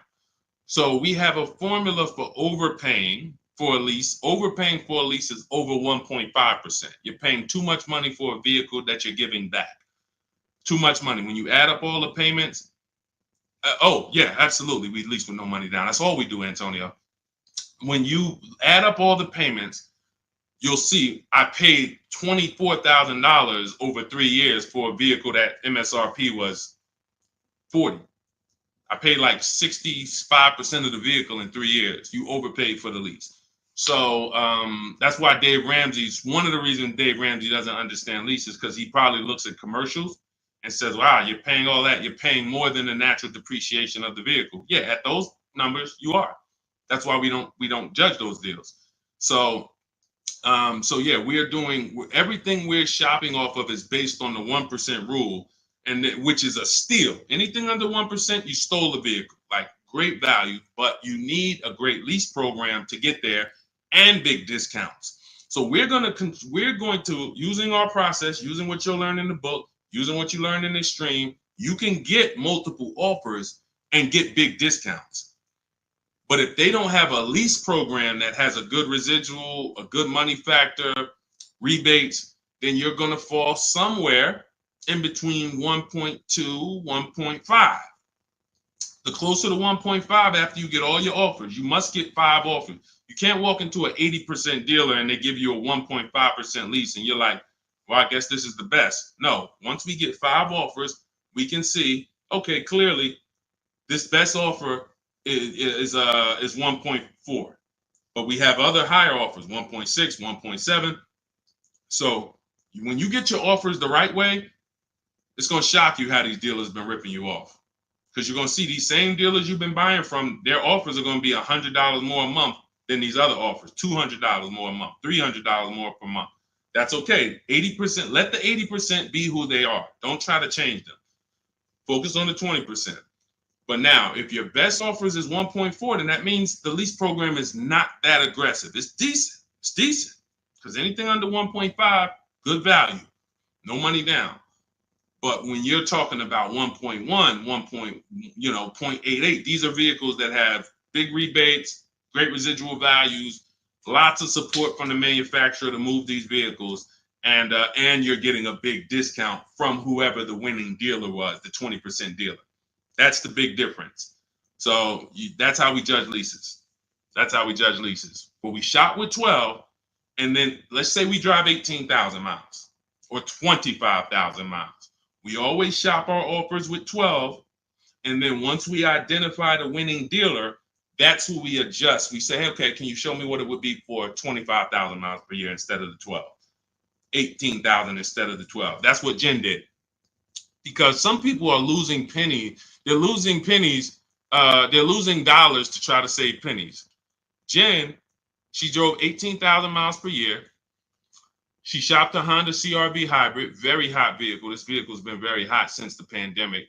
$39,000 vehicle. She shopped her best offer. She got $512 a month, no money down, which was a 1.3% lease. $39,000. So she drives 18,000 miles. She adjusted it to 18,000. The price went from 512 to 563. She can drive as much as she wants, enjoy her lease, not have to worry about foolish penalties that would have been her fault. That's what I say. If you didn't get enough lease mileage, it was your fault. To save $40, you got a lease that's going to penalize you for the mileage you drove for no reason. That just does it. These are very bad decisions when people get leases, getting less miles than they actually need. So literally, she went from 512, 18,000 miles up to 563. She's driving, and it's just, this is how you want to structure your leases so that you enjoy your leases. And we have people who lease 25,000 miles a year. There's leases that go up to 30,000 miles per year. The key is, if you're not keeping your cars 8 years, you should be leasing. It's not even a question. These pennies, people are paying cents on the dollar to drive new cars. A $500 payment on a used car, that's a $25,000 car. Can't compare that to driving $40,000 cars for the same payments and all of that. Oh, we just can't.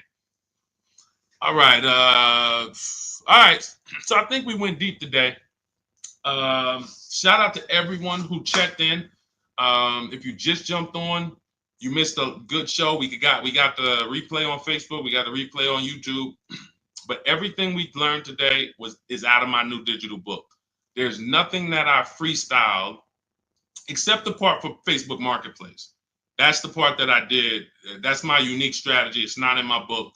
When we're buying private cars, we put that to the side, that buying from an owner. But everything else is out of the new digital book, Cars from Home, 7 Steps to Saving Time, Money, and Avoiding Dealership. That's going to teach you how to get below market leases, below market purchases, below market used cars, every high mileage driving technique that you need to take into account. And you do it from home. The bank bidding war, making banks bid for your business, doing it the right way, all 3 rounds. All of that is done from home, 90 minutes, 2 hours. You're going to have people fighting for your business. It's hard not to save money when tons of people are fighting for your business versus you going into a dealer and begging, fighting. Come on, take another $1,000 off. Come on. So you can get your copy for 75% off. It's normally $97. And it's worth every penny of $97. It will say this will be the most, I'd say top 3 most valuable books you've ever bought. Guaranteed. I don't care what other books I got a lot of books in my library. I cannot tell you a lot of them that have made me money and saved me money. Couple. Tony Robbins' book on money. Yeah. All these other books, yeah, they've helped me in other ways, but I can't tell you that I'm richer or I have more money in my bank account because of them. This will be one that will save you more money than, it'll be in your top 3. So get your copy in my TikTok bio. If you're on Instagram, click the picture of me, click the link in my Instagram bio. If you're on Facebook, click the link in the comment section. If you're on YouTube, click the link in the comment section.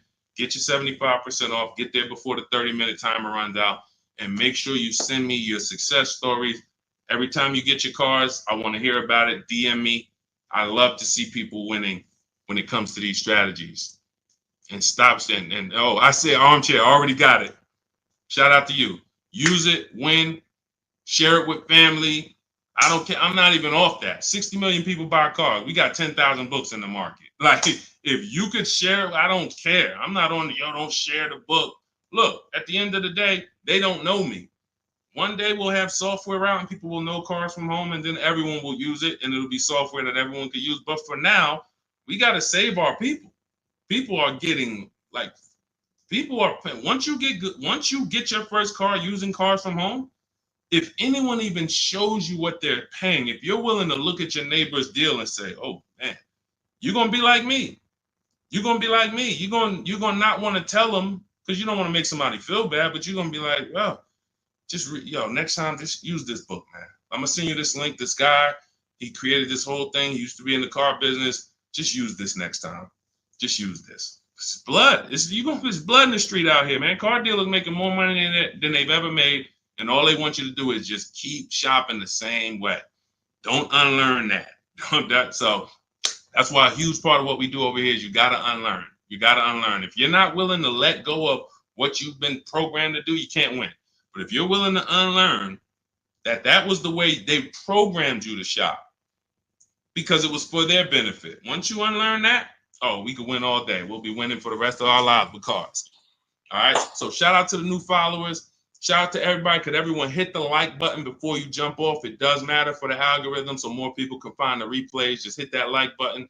If you're on YouTube, share with a friend. We appreciate you. I'll see y'all in the next stream. You already know.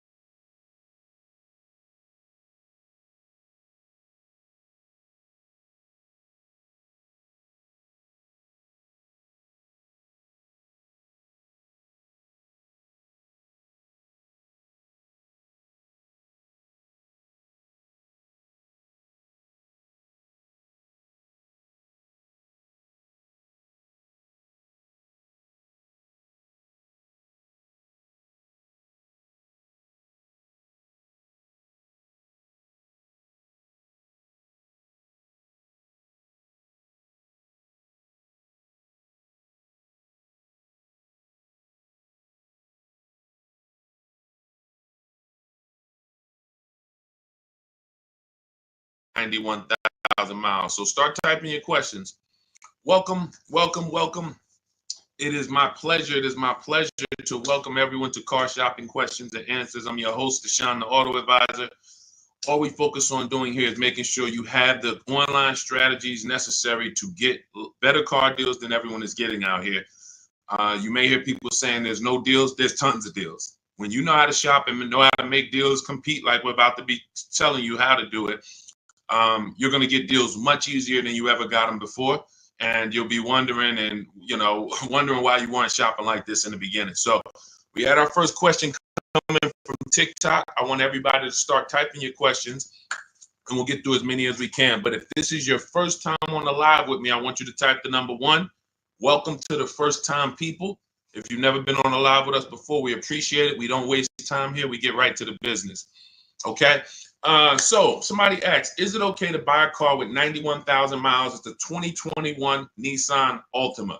First thing you want to do is find out if this vehicle is a good car, even with the mileage or without. There are vehicles out there that are bad cars, whether they've been taken care of or not. You want to go to Google and you want to type in 2021 Nissan Altima reliability. Skim the articles. Just the first page. Just take you no more than 5 minutes. 5 minutes will protect you against all types of mistakes, all types of cars breaking down. Because if the car is a bad car, it's in the DNA. It's in the DNA. There's nothing you can do. The first owners could have took care of it, maintained it, did all changes when they were supposed to.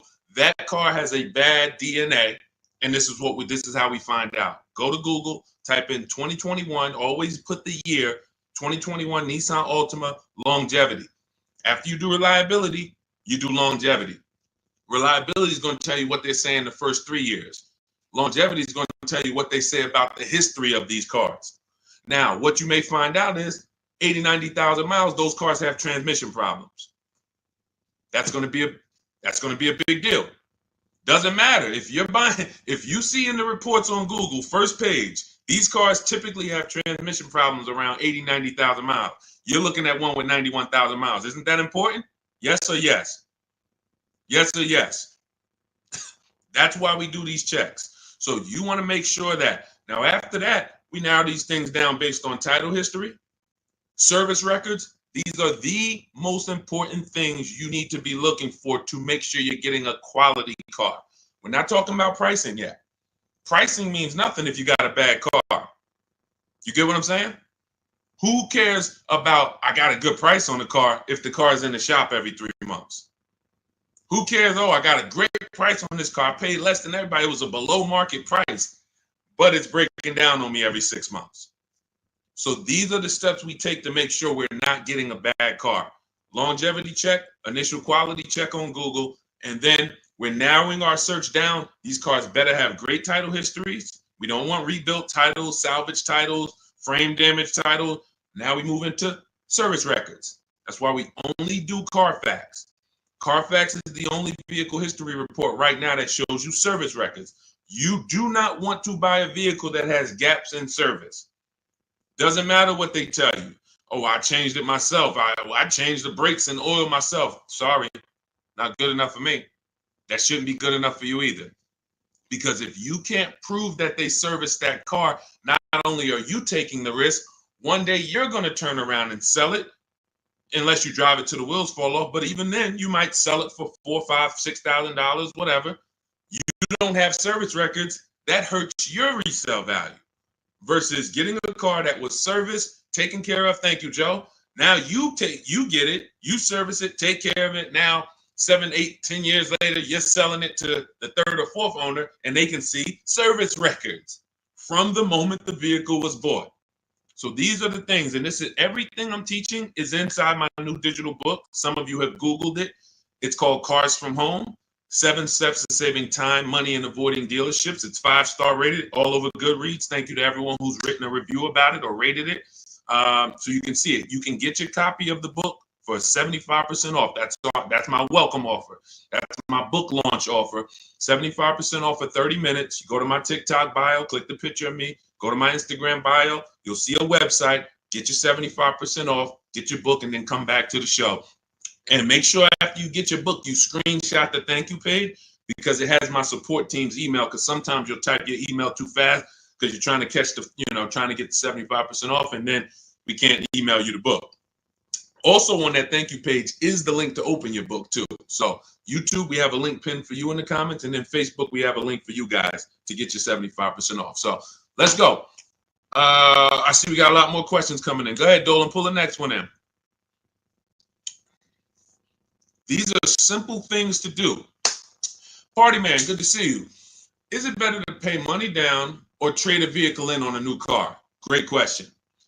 Party man asks, is it better to put money down or to trade a vehicle in for a new car? Now, there's a curse word he just used. Some of you, if you've been on the stream before, you know the curse word. What's the curse word? Let me see if anybody on here, he just used the word that we don't use. And I want you, big part of unlearning is learning to is unlearning what they've taught you to do. The car business has taught you to do. There's a word we don't use. Yes, thank you, Kenyatta. Trade. I love my people who locked in. I can tell my people who locked in. They either in the book or they on the stream. We don't use the word trade. Good to see you, Mama B. Here's why we don't trade. You don't get anything. All right, let me give you an example. Let's say I want to get rid of this iPhone. Trading it, would I get more money trading it, or would I get more money listing it online to sell it? Selling it or trading it? Which would I get more money for? I want to type in the comments. And some of you who are new to the stream, you got to stay by your keyboard because we're active here. You don't accidentally save $5,000, $6,000, $10,000 on cars. You got to be locked in. So dialogue. Thank you. Sell. Thank you, Mama B. Thank you, Party Man. Thank you, Stephen. See, so that is a basic premise that you now know.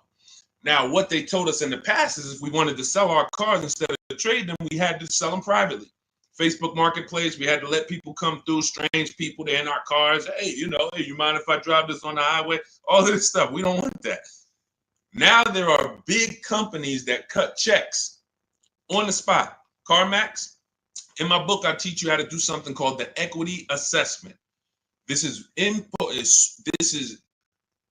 one of the most important things you have to learn about separating your transactions, which is I'm not going to buy a car from the same person who buys my car because we're bidding this out. So anyway, it's called the equity assessment. There's 6 companies that we get bids from. Takes us 20 minutes.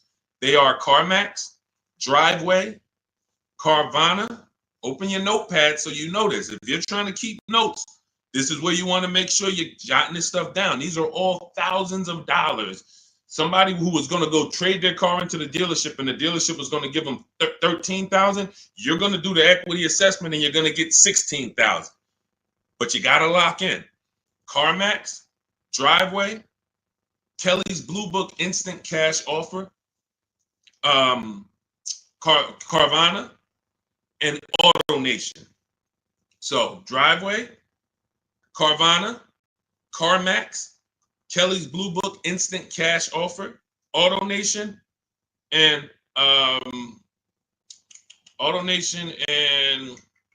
Car Gurus. Thank you, Car Gurus.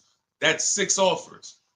This is the only way you want to get offers on your car, because once you get those offers, these are bidders. These are people who they're fighting like tooth and nail to buy cars.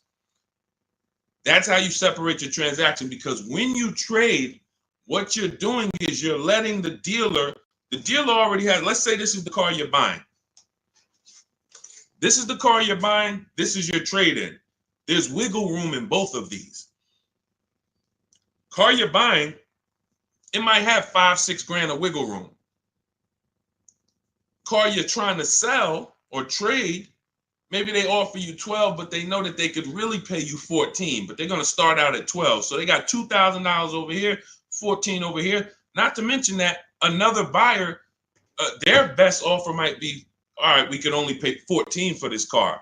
Carvana might say we could pay 16 for it. So one dealer's best offer may not necessarily be CarMax's best offer or Carvana's best offer. This is why we separate these. We don't want people mixing our money.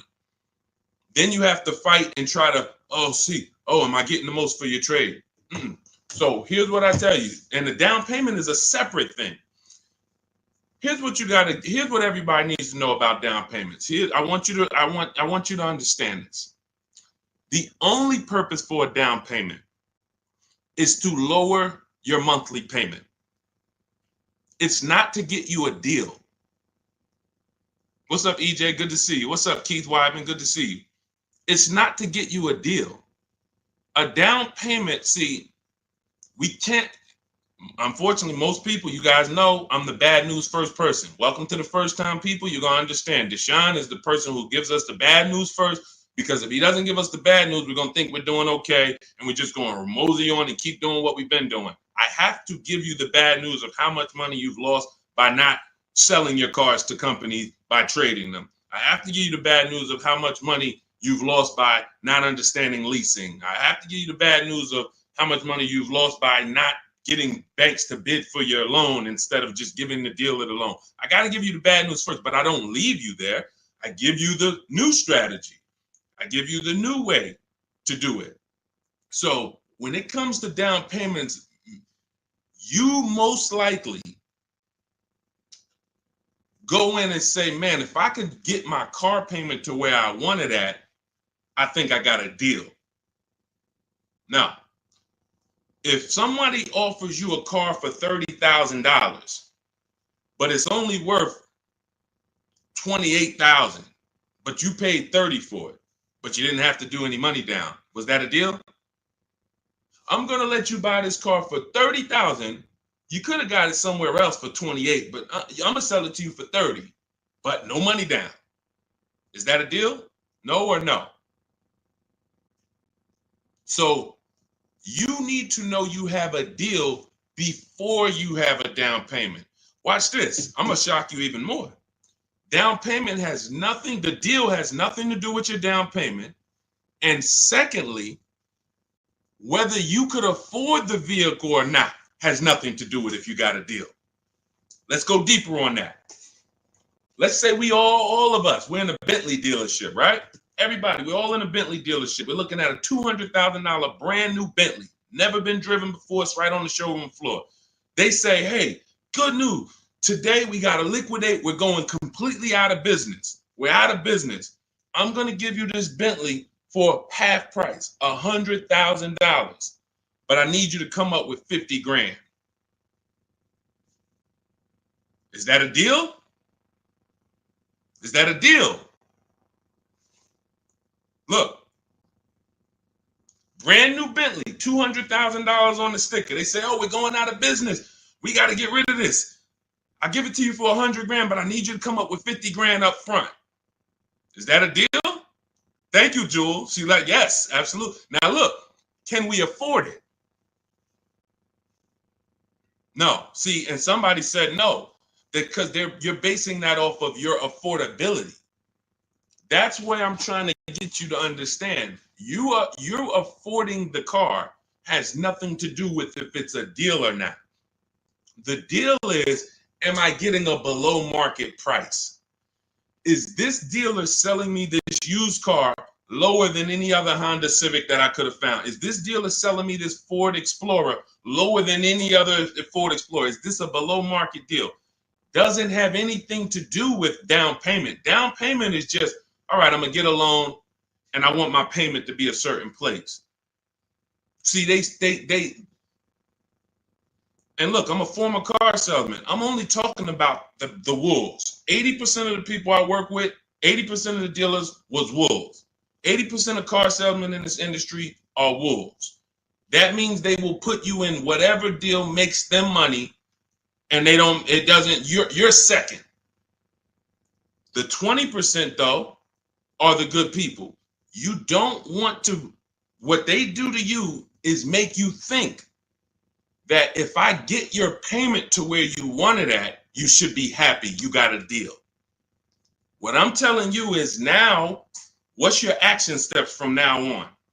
You're going to separate your who you buy your car from who you sell your old car to. And you're going to separate where you get your loan from who you buy your car from. These are three separate transactions.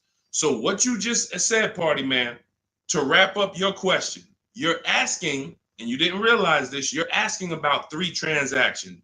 You say, is it better to put money down or trade in a vehicle? Money down, that's between you and your bank. That's between you and who you're getting your loan from. You and the credit union who's giving you the loan. Hey, I found this car over here. They're selling me this car at a great price. I already made sure of it. I shop competitors. I use what Deshone teaches. I got 5 offers. I saw a lot of options. That car is a great price. Boom. Now, let me go get my loan. Car dealers, credit unions, banks. Hey, I want to buy this car over here. It's $29,000. Here's the sheet. Here's the buyer's order. All the details. What do you need? What's your rate? Now you can go to credit union. What's your rate? Bank of America. What's your rate? Hey, Wells Fargo. What's your rate? Navy Federal. What's your rate? Okay. Bank of America, you're the best. Now, what's my payment on that car? Well, right now your payment's going to be about $609 at that price, financing it with no money down. All right, I think I want my payment to be around $500. How much do I have to put down? Well, you're going to have to put down about $6,000. You're working this out with the bank, not with the dealership. If you're working out your payment with the dealership, they control your loan and the car they're selling you. Type $signs if you get that.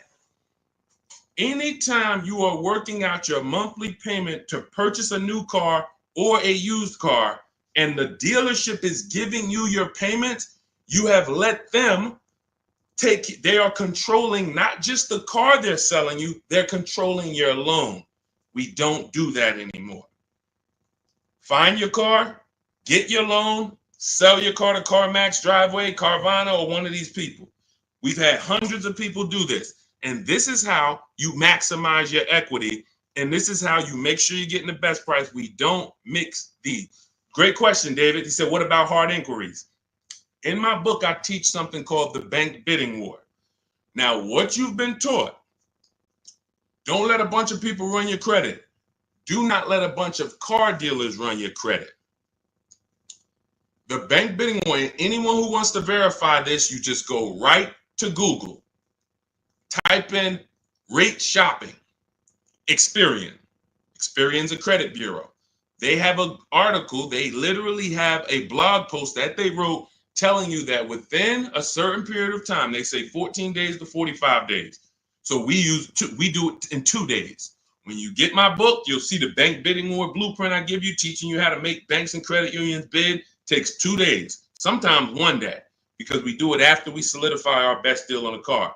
Now we're getting bid. if you do it within the rate shopping window, you can have 10, 15 dealers run your credit, and it's going to affect your score like one hard inquiry. So if one hard inquiry would have dropped your score 10 points, 15 banks competing would drop your score 10 points. But what the banks want you to do is the banks want you to just hey, come get your pre-approval here. Who's realized that pre-approval is the buzzword over the last 2 years, 3 years? I'm gonna get pre-approved. Check this out. The banks are on to you. The banks are on to that. So what they wanted to do to keep you from shopping their competitors, that's the whole game. If you're not seeing it already, we're 15, 20 minutes into this stream. If you can't see, the game is from dealerships and from banks to keep you from shopping their competitors. Now, what do? Get your pre-approval here. Now, they used to offer pre-approvals with a soft pull, but now they're like, you know what? Let's start locking the people in. They do a hard pull pre-approval. Now what they give you is a check to go and shop, but you have a hard pull on your credit, which means you've already started the rate shopping window, and the pre-approval has what on it? An expiration date. What happens when that pre-approval expires? This is your credit union that you thought, this is my friend. These people are trying to lock you in and trying to keep you from competing. What happens when that pre-approval that you got that says good for 30 days expires? Got to go get another one, right? So what does that mean? Another hard pull, right? Exactly. These are the issues with the way banks want you to shop. So everything we're doing is bringing competition to our car deals. Everything we do, when we're getting bids for our car, competition. I want a bunch of people competing for the car you're selling, not trading. When we're getting bids for our loan, I want a bunch of banks competing for our rates, not just one, not just the dealership. Then when we're buying a car, we're getting multiple offers. And here's the best part, not just the money. We do this from home. We do this from home. In fact, there's no way you can do this unless you're at home. You can't do what I'm talking about, going into dealerships and banks and visiting them. How long would that take? That's why my new book is called Cars from Home. It's simple. Cars from Home. That's what you want to focus on. So, a couple things we just hit on. Party man, separating our transactions. Who you sell your old car to is different than who you're going to buy your car from, is different than who you're going to get your loan from. In each one of those three transactions, we are using online, the internet, to bid them out. Bidding out who we sell our car to, bidding out who we get our loan from, bidding out who we buy our car from. That's how we get deals like this. Some of you, if you're on YouTube, you can see this. Look, Adina got a Toyota Corolla. She was shopping for a Toyota Corolla. Fast forward, she ended up getting a 2024 Hyundai Elantra, $12K, $365 a month, no money down. You won't see a Hyundai Elantra commercial for a lease that says, hey, come lease a Hyundai Elantra, 12,000 miles per year, $365 a month, drive off. You won't see that. You'll see come lease a Hyundai Elantra, $249 a month with $3,600 down plus tax and fees. You got to put around $6,000 down and you could get a $350 payment. She did it with no money down, getting bids, staying at home, using what you're going to learn in my book, using my copy and paste strategy. Now, look, you could do it on your own. You want to call around, talk to dealerships, get prices. But here's what I'm telling you. You must shop competitors. You are not going to save the big money. You're not going to get deals like this. Look at Melissa. Equity assessment. Perfect example of someone who did a proper equity assessment. What's up, Noel? Good to see you, Noel. Nathan, good to see you, Lessa. I took possession of a 2025 Honda Pilot EXL before finalizing my lease. Look, my best offer was on my 2018 Sorento, gave me $12,000 in equity from Carvana. She didn't trade. Now here's what we do. Bonus, which she ended up winning. After she found the dealer who sold her the Honda at the lowest price, she asked them, "Can you match or beat the offer I got?" That we do. There's nothing wrong with asking the dealer, "Hey, the one you're gonna buy the car from, they won the bid. Hey, I'm gonna sell my old car to CarMax. Hey, they're giving me 12. If you could match it, I'll do it with you." Sometimes they're like, "Hey, you know what? Let's find a way to get that car." And then most times it's not going to work that way. They're going to be like, "Man, I can't pay you that. I can't pay you what Carvana's paying. I can't pay you what they're paying." That's fine. But she won. The dealer said, "All right, I'll match it." Gave her the $12,000 that Carvana was offering, and it was just like, this is what you do. This is how you do it. Separating your transactions, getting bids. All right. Let's go. Keep typing your questions in. We'll get to as many as we can. But one thing y'all got to know about us, we don't do quick answers here. This is car buying. So I'll try to get through as many as we can. But, we got to go deep on some of these. Go ahead, Dolan. Pull the next one in. What's up, Yessie? Good to see you. Flo, what's up, Mitchell? Kenyatta, good to see you. Do previous book buyers get an update? Everybody who gets a book gets an update every time I update the book. And I've updated the book probably 5 times since I wrote it, because we get new websites that come in. We get websites that go out of business. I update the scripts. In my book, I have copy and paste scripts. We don't talk to dealers. Who doesn't like talking to dealers? Who does not like talking to car salesmen? Let me say, I might have a bunch of people on here who love it. Deshone, I love talking to car salesmen. It's my thing. I get a thrill out of it. I'm not. We get people. Listen, when I was in the dealership, it was people every now and then. They like popping in the dealership every 3 weeks. They're back. Hey, let's talk again. It's like, what? You like this? This is the people like that. All right. For those of you, Clarissa, I see you. Mrs. Dixon, I see you. Kanisha, I see you. If you don't like talking to car salesmen, type me. Let us know. Look, somebody said I hate it. Look, Valerie, hate it. These are my entire system in Cars from Home, my book, in what I'm teaching you here, does not require talking to car salesmen about numbers ever. Ever. You are either going to be emailing them or you are going to be talking to a manager. The only time we are talking to car salesmen is when we are there for our test drive. And even in my book, I teach you how to properly schedule a test drive so that you don't get the worst car salesman. Who's ever had a salesman that they talk to on the phone? "Hey, I'm coming to drive a Toyota Camry, the XLE. You got one?" "Yeah, yeah." You got the wrong dude. No professional says boss. I'm just telling you. I know this. I know these. I know this industry. If you get a dude like, "Yeah, boss, I got you," wrong dude. In my book, I find out, schedule it with him. And some of you know, they're laughing because you know I'm right. Very hard to get great service from a guy who calls you boss. Female, like, "Yeah, man, I'm guy calling me boss. I'm a woman." It doesn't matter. You don't call anyone boss. My name is this. So anyway, when you schedule your test drive with someone who's reliable and dependable, you get there, car's ready. What do you mean? We don't talk numbers there? Never. I'm shopping. In my book, you learn something called shopping, not buying. We don't mix those.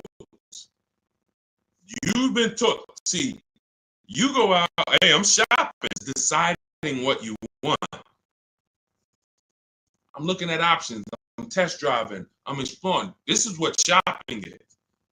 Decide, "Oh, I want to look at the colors." Okay, all right, I'm going to drive the Chevy. Then I'm going to go over shoot the Honda. All right, I'm going to see which one I like better. Since I'm about to make a decision, some of you more. Hey, I'm going to take the time and look at the product, considering that all of these companies are trying to sell me a car. Let me at least go explore it. That's shopping. Buying is different. Buying is, I've decided what I want. Now let me get offers. Now let me get my best price. The process for us for buying is 90 minutes.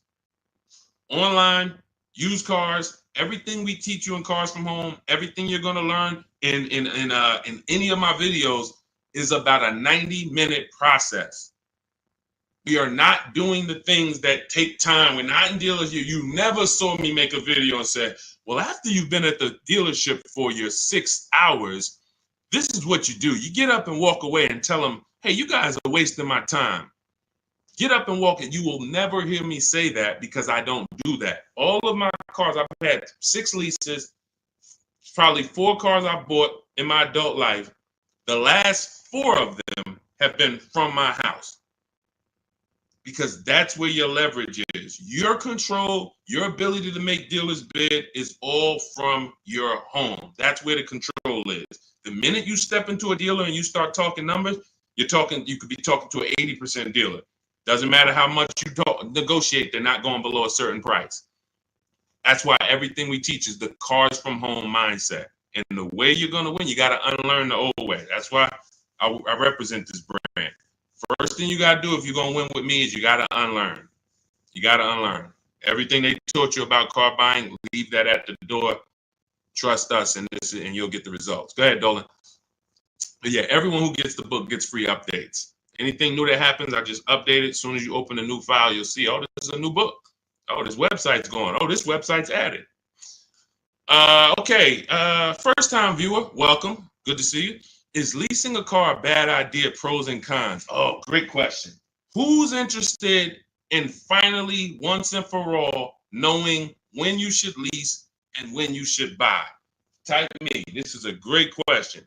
He said, first-time viewer, is leasing a car a bad idea? Pros or cons? Who's heard? Okay, I see a lot of you. Who's heard leasing? First of all, everybody, because this is about to get very deep. Can y'all keep tapping the screen on TikTok? Keep running the likes up. This is a big deal. Most of you have been taught, because I know I was in the dealership 14 years. I know you were taught never lease cars. In fact, you got big influencers that got big voices that say never lease a car.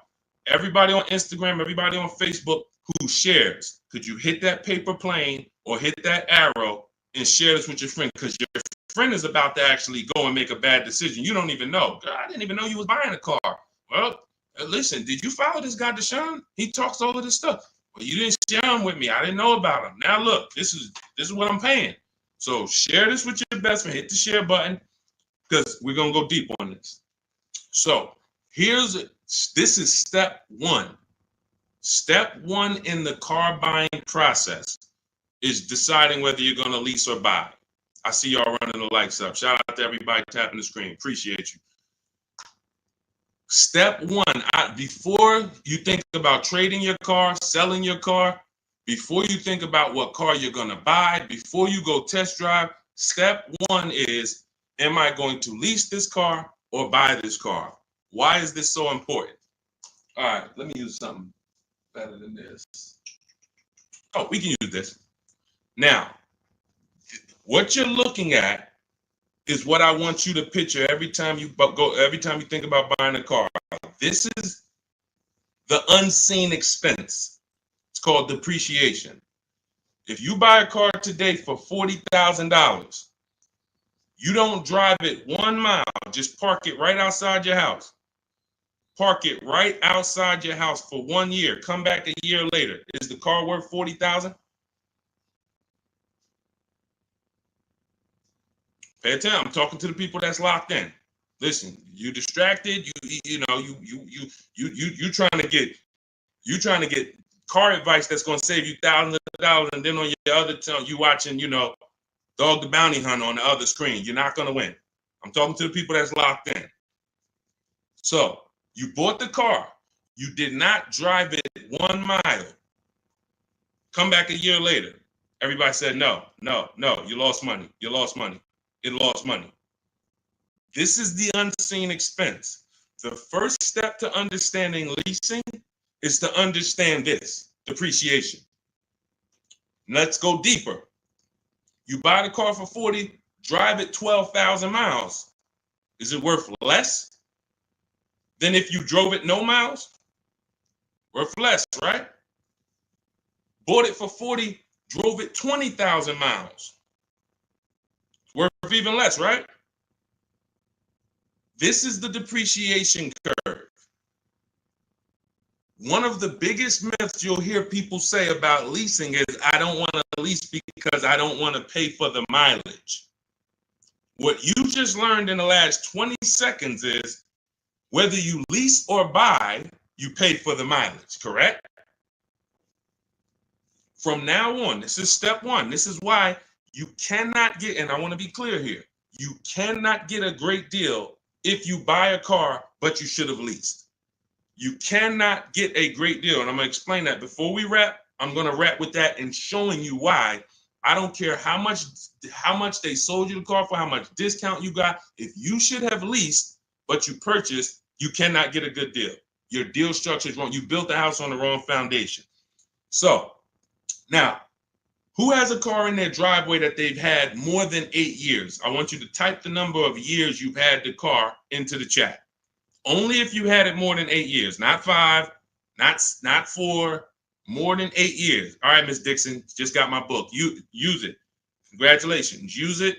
Way to go. Now, anyone who's had a car more than 8 years, type the number of years you've had the vehicle in your driveway. Okay, 19. I see you, Antonio. Serafina, I see you. 11. Valerie, I see you. 11. Okay, Miss Bells, I see you. 14. Nicole, I see you. 12. Okay, so all of you who had this, your depreciation curve, watch this. It looks like this. It looks like this.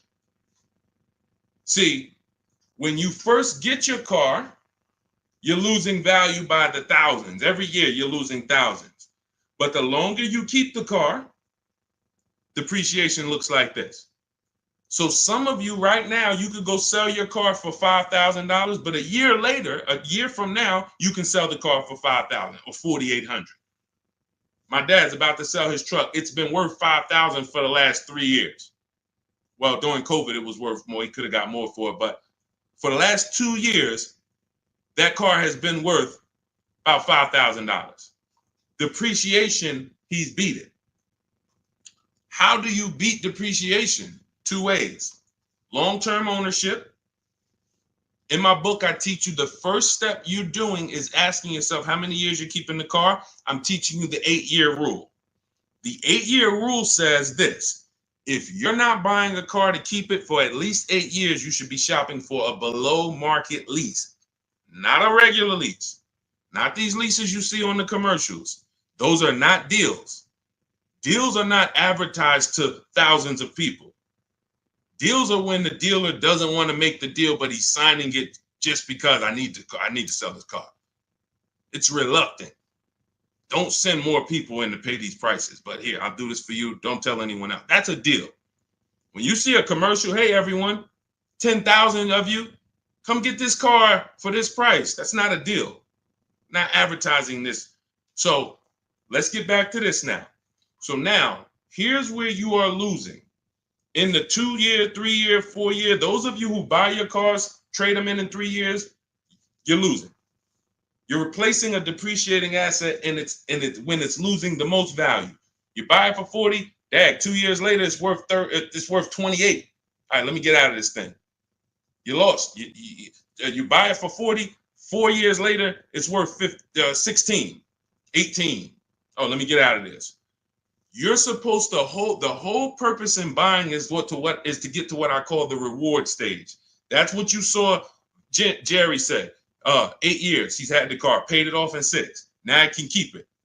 Beat the depreciation. The longer he keeps the car, the less he paid for it over time. Look, Michael, 16 years. You get to the point where this car is now literally not even depreciating. I lose probably $200, $300 a year in depreciation. Some of you like Deshone, there's no way I'm keeping the car that long. You are the ones who should be shopping for below market leases. Let's make this point. I see you, Delaney, and said I had an Escalade 21 years. Look at your cost per year. Look at your cost per year.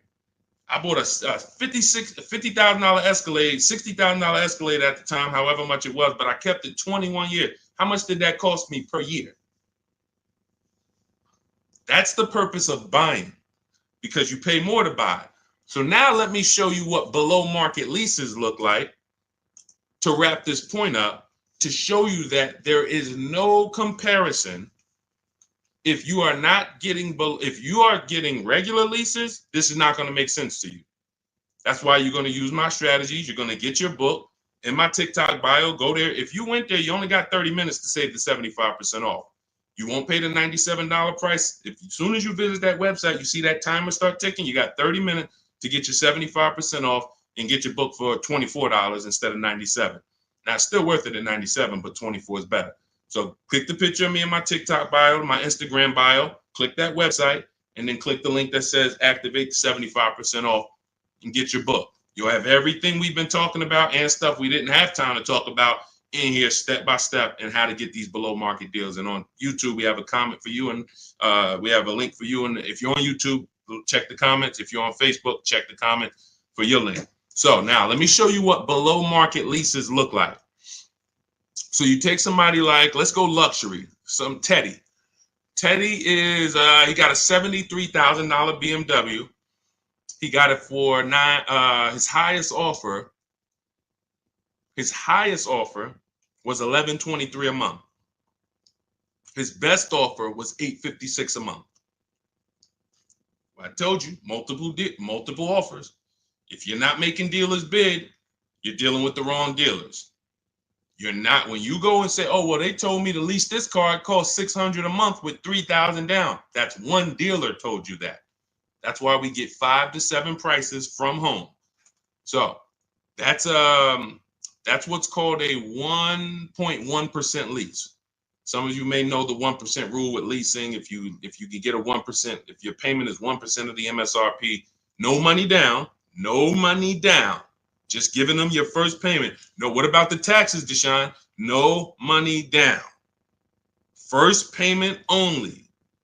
You're going to see all of these people I'm about to show you. They're not going to say, hey, and I gave them the taxes too, and it was 1%. No. All right, so look, somebody like Tope. Tope had a 1.2% lease, $690 a month on a $54,000 vehicle. Almost $55,000 BMW, $690 a month, no money down. Look, look how much she saved off the vehicle. Sitting at home.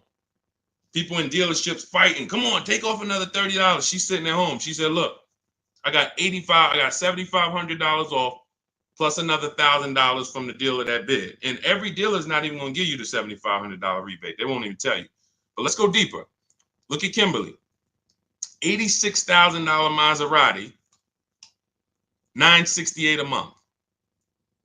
She got $20,700 off on this offer here. $20,700 off at home. Look, you're not going to see the Maserati advertise, hey, come drive this new Maserati, $968 a month, $86,000 vehicle, no money down. You'll see, hey, come drive a Maserati, $799 a month with $5,000 down plus taxes and fees. End up probably being about 10 grand once you add it all up. Yeah, you'll see that commercial. You go sign up for that, they'll love you. Hey, I want the deal from the commercial. Oh, come right in, miss. Oh, Miss Jones, a letter. How are you? Okay, can I call you Miss Jones? Yeah, how fast can I get it ready for you? They love you. Go ask for the deal from the commercial. They love you. Look at Charles. Some of you have this vehicle. Hyundai Palisade, $48,000 vehicle, almost $49,000, $597 a month. No money down. Look, I reached out to 35 Hyundai dealers, and you're like, how do you do that? You might have just jumped on the stream. We do this all online. Takes about 25 minutes to reach out to that many dealers using the stuff in my book, copy and paste scripts. So he had 35 Hyundai dealers, got 10 quotes back. Offers range from 1.2 to 1.6. He said, I never thought I'd be able to afford this car that is almost $50,000, because up until he learned what you just learned, I'm not keeping my cars 8 years. He was buying them. But now that you have the understanding of this and the unseen expense, and you now have a depreciation, whether I buy or lease, I pay for my usage. Whether I buy or lease, if I drive 20,000 miles, it costs me. Which one's going to cost me less? And when you get below market leases, it costs you less. Or when you do like what we spent time shouting out Michael and Antonio and Serafina and Valerie and all of them. So you're either going to go the long run, the distance, get your deal, keep it till the wheels fall off. That's how you're going to beat depreciation, or you're going to get below market leases. But now, $48,000 vehicle, $597 a month, a $50,000 vehicle. This would normally, and let me ask you guys this. Some of you know, every $5,000 on a car loan is about how much per month? So we can show everyone who doesn't know this how much, if he had bought this car, and this is the reason why he said, I never thought I'd even be able to drive this car. Every $5,000 per month on a loan, on a vehicle, is about how much per month? Let's see if anybody's tapped in. Every $5,000. Thank you. Yep, you got it, Zully. $100, $100. Great job, Clarissa. Shout out to the people that's tapped in. I love the people. I love when y'all show me, man. Look, Deshone, I'm tapped in, man. I don't care about anybody else, man. I'm watching my money. I gotta pay attention to this stuff. Yep. Thank you, Aletta. $100. The Bush, $100. So now this is how, when you look at a $10,000 car, you should think $200 a month. $20,000 car, $400 a month. $50,000 car, okay, that's $1,000 a month on a 5-year loan. That's what should come into your head. That doesn't mean, hey, I might be able to get 5,000 off of it. I might be able to get 8,000 off of it with my best deal. I might be able to get 10,000 off. That has nothing to do with it. I'm talking about just when you look at the car and you say, okay, around about how much is that going to cost me? 50,000. That's about $1,000 a month. 5-year loan. 6-year loan, all right, it'll be a little less, but we don't go longer than 6. And when you go in, and some of you, you've done this, you go in and you look at that $50,000 car and you say, man, get me the 600. Can you give me the 600 a month? Yo, okay. And next thing you know, you're in a 9-year loan and you don't know how you ended up in a 9-year loans because you went in saying, hey, get me the 600 a month, not knowing that car is $1,000 a month. So this is why we have. So going back to Charles' Palisade deal, that Palisade with no money down would have cost him $1,000 a month, 5-year loan. If he stretched it out to a 6-year loan, maybe it cost him $920. He's paying $597.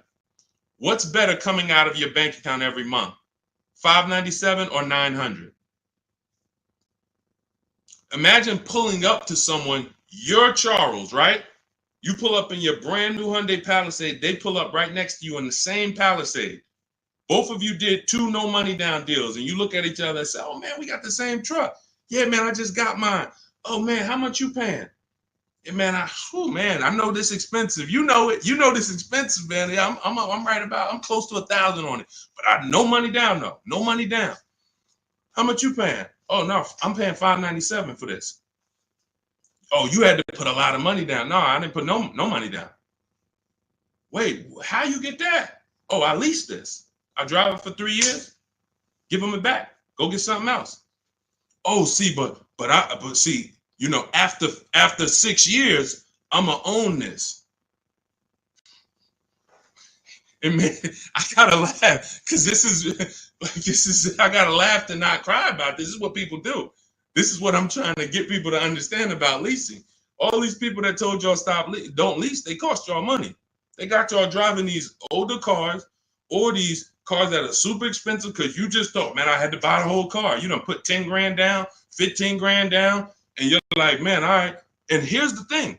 It wouldn't be bad if you were keeping the car 8 years.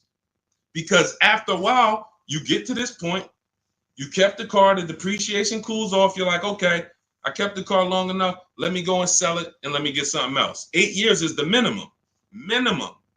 But the problem is when people pay those, that dude is like, yo, I'm paying $1,000 a month to drive this Palisade.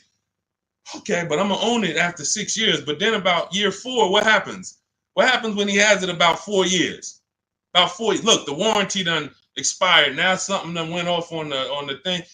This is not people who are what we call keepers. These aren't people like Valerie and like the people we shouted out. These are I'm talking to you that are stuck in the middle. You know you don't keep cars 8 years, but you go in and you buy them. You take out 6-year loans like you plan on paying them off, or like you plan on doesn't matter. You are losing in depreciation because you keep the car, you buy the car here, as soon, right before the depreciation starts to cool off, you go and flip it and go do it again with a whole nother car. Pay a whole, let me ride that wave again. Okay, perfect. Oh, that was no fun. High payment. Let's go get another one. I would get people coming to the Mercedes dealer. Hey, man, Deshone, that's the new one? Oh, okay, I got 2 payments left. Then I'm going to come see you for that. I'm like, man, what are you doing? Okay, let me talk to you. Let me show you. You ever heard about leasing? Let me show you what this is going to look like if you understand what I'm about to break down for you. And they're like, oh, wait. So I'm going from a $900 payment. You telling me good deal on this lease, I could be at $500? And what about all the money from my old car? What I do? Oh man, I'm gonna give you that back. You might have 10 grand equity here. You go put that in the bank. Yeah, I used to have to just put that down. What I would do is just whatever my old car was worth, I just put it down on the next car and then roll it and I just kept it moving like that. Nope, not no more. You're not gonna keep your money tied up in these depreciating assets. Type dollar signs if you're getting this. You're not gonna keep your money tied up in these depreciating assets. Pay attention. Banks don't do it. Banks don't do it. The last thing a bank wants is their money tied up in a depreciating asset that's losing value. So if you're going to keep it long term, tie your money up in it, but then you pay it. I drive this thing till the wheels fall off. Now I'm going to get my money's worth out of this car. But if that's not your goal, you should be shopping for below market leases, paying cents on the dollar, like Charles, like Zafrina, like all of these people who are driving brand new cars that would normally be $600, $700, $800 more, $200, $300 more than what they're paying. Look at Rosalie. Just got a 2024 Infiniti Lux, $60,000 vehicle. Look what she's paying. $592 a month. $592 a month. It's a $60,000 car. $60,000 car, $1,200 a month. Somebody walks in and says, hey, how much that costs? No money down. Man, that's about $1,200. She's paying $597 because her deal is structured right. Leasing versus buying is and look, you add the mileage, Michael. Let me give you an example of somebody, because that was a great question. That's always the next question. Or what about the mileage? The worst thing to do is to add, and look, all of this is inside my new digital book. There's a reason it's 5-star rated. Google it. Cars from Home. 7 steps to saving time, money, and avoiding dealerships. Look at all the 5-star ratings. Read the reviews. There's a reason that book's 5 stars, because it's step-by-step on getting below market leases, buying, used cars, everything we've been talking about. If you're like, Deshone, I don't want to remember all of this, get the blueprint. You get there, go to my TikTok bio, get your 75% off. Go to my Instagram bio, click the link, get your 75% off the book. You got the blueprint forever to use every single car deal. You're on Facebook, click the link below, get your book for 75% off. YouTube, get the book for 75% off. Here's an example of how we choose our mileage wisely. This is in step 3. It's deal structure. Look, Jen she leases a $40,000 Honda CR-V hybrid. It would be $800 a month to buy, no money down. She gets her best offer is $512. She gets all the bids from home, $512 a month. Now she says, okay, that's for 12,000 miles per year. I want to go up to 18. After we get our best offer, that's when we go to the dealer, or we email the dealer who sent us the best offer. Hey, congrats, you beat everybody. Can you show me what it is for 18,000 miles per year? Can you show me what it is for 20,000 miles per year? She bumped her payment up. They said, okay, Jen, if you go from 12 to 18, you go from $512 a month to $563 a month. She said, done deal. $40 more, $45 more. I get to drive as much as I need to drive for $45 more per month, instead of me taking 12 like some people do. Oh, Deshone, I'm 7,000 miles over on my lease mileage. What should I do? Why did you take a 12,000 mile a year lease? You know you don't drive 12. To save $40? Now what's going to happen is you go over by 7,000 miles and you're taxed 25 cents per mile. It's going to cost you way more than you would have spent just getting it up front. Part of having a great lease experience is choosing your mileage wisely. We take that very seriously. We don't mess around and we don't do that. And because some people blame the lease, man, I'm not leasing again, man. I leased and I just got all these penalties for the miles. You chose the mileage. You picked the mileage. Don't blame the lease. The lease is an inanimate object. You told them, give me 10,000 a year, knowing you drive 15. Why? To save $40? Now you got a bad lease experience. You could have had a brand new car, great experience, always under warranty. If you would have just did what Jen did, adjust my mileage, give me what I need. So this is how you do it. There's no way you can get a great deal if you purchase, but you should have leased. It's no way. The numbers are so far apart. It's no way. We just broke down. Somebody pulls up in a $1,000 payment compared to somebody with a below market lease. It's a $550 payment. We are so far apart. It's going to take you years to catch up to me because I'm saving $400 a month less than you. That means next month I'm up $800 on you. 3 months I'm up $1,200 on you. If my payment for the same car is $400 a month less than you because you decided to buy and I'm leasing and we're driving the same car, $400 times 12 times 4, $4,800 a year is in my bank account and it's in your car. And we have the same car. Deal structure. So we already hit on, if you just jumped on, we are very big on helping you get to where you need to be. You're either going to be a long-term person. We shouted out all the long-term people. Thank you to everyone who participated. Y'all helped us prove the point. And you can mix it up. One car you might buy, hey, my wife loves keeping cars. We're going to buy her car, keep it for 9, 10, 12 years. But hey, my husband, he doesn't really keep cars more than 6 years. We're going to lease his. You can mix it up, but you need to know when to pull these things out your tool belt. It's beautiful. And we don't buy leases at the end. Muzz, we don't buy leases at the end because all you're doing when you're buying a lease is buying a used car. That's it. So when you're buying your lease, you're buying a used car. You're making a decision. I'm going to buy a used car. The only difference is it's my car. That's it. There's no difference. You can overspend for your lease. There's tons of people who buy their own leases. They never even check the market to see that the price they're buying that lease for is not worth it. The $19,000 they're buying that lease for, the $24,000, whatever, they don't even do a market analysis to see, wait, this is not even a good price to buy this car at. But what you're doing when you're buying your lease is saying, I'm going to buy a used car. Instead of leasing and driving new cars, I'm going to buy a used car. And if you're going to keep it another 8 years, God bless you. Do it. If you're not keeping it another 8 years, you are throwing money out the window because you're going to lose on depreciation. And let me end with this is big. The only people I know that would come into the Mercedes dealer and I look at them and they'd be like, okay, I want to switch this car out. And I look at it and I can see it's not too old. Say, all right, what year is that? Okay, so it's about 5 years old. Yeah, okay. How long have you had it? So I had it since it was new. Now, if somebody said to you, everybody, I want you to answer this.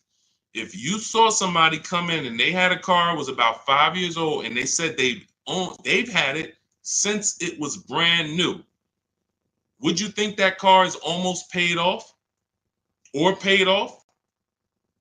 Somebody comes in, you see they got a 5-year-old car. You ask them how long they had it. They say, since it was new. Okay, you've had it 5 years. Shouldn't that car either be paid off or almost paid off? Thank you, Antonio. Yep, thank you. Now check this out. These are the only people this happens to. So I could already tell when a person will walk into the dealership, they don't understand leasing because you're already in here replacing a car that you've only had for 5 years. I'm going to show you how, had you leased that car, you'd have thousands more in your bank account right now. And that's what I'm going to transition. That's what Melissa did. When you saw her say, hey, I leased and then I sold my Kia Sportage, she learned the 8-year rule. Step 1 in my book. I don't keep cars 8 years. I'm going to lease. She sold her old car, did the equity assessment, made $12,000, put it in her bank account, leased her new car, no money out of pocket. This is the same thing I'm about to tell this person. But I need to find out how much they owe on that car. Again, we all agree the car should almost be paid off or paid off. So once we get to the nitty gritty and we're talking numbers, I'm like, okay, so you know how much you owe on this? First bad sign. Nah, I haven't checked. Okay, that's a problem. But it also could be a good problem. It could be, hey, I haven't checked. I've just been paying it, man. I might owe like another $5,000. Okay, no problem. We'll call the bank. We'll see. I have the used car manager look at the car.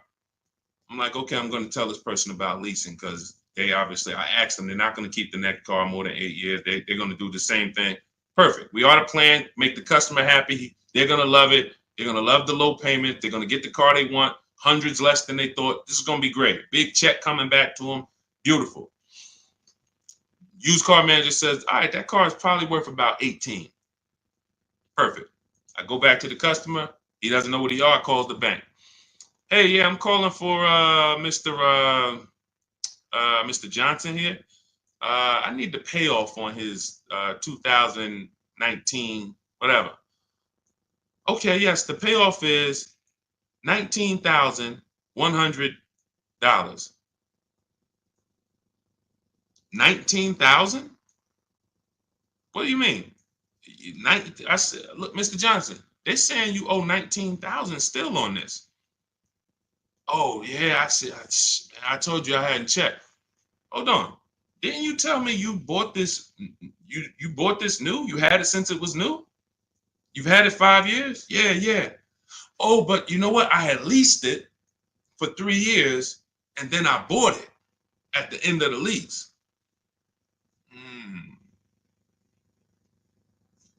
That's the culprit. Because you leased the car for 3 years, and then to get a payment similar, you usually have to take a 5 or 6 year loan. Most people, when they buy their lease out, they take a 6 year loan because they like the payment. You leased it for 3, bought it for 6. What's 6 plus 3, y'all?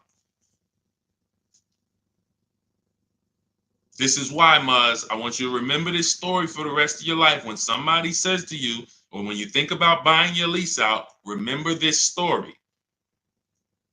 9 years. Nobody who's smart, nobody on here. We might have some young adults on here. We might have some seniors on here. Nobody is signing up for a 9-year loan on a car. Not knowing it. No one. Every time you lease and then buy it out, that's what most people are doing. 9 years of payments on the same car. So you literally could have the car for 5 years. We call the bank to see how much you owe. You still have 4 years of payments left on the same exact car. That's why it's one of the worst things to do. And you're not even happy about it because it's like, oh man, I've had this car for a while, man. That's why buying your lease out, hey man, I was just trying to ride the market out. I wasn't ready to shop, so I just bought the lease out. Bad idea. Bad idea. It's just a bad idea.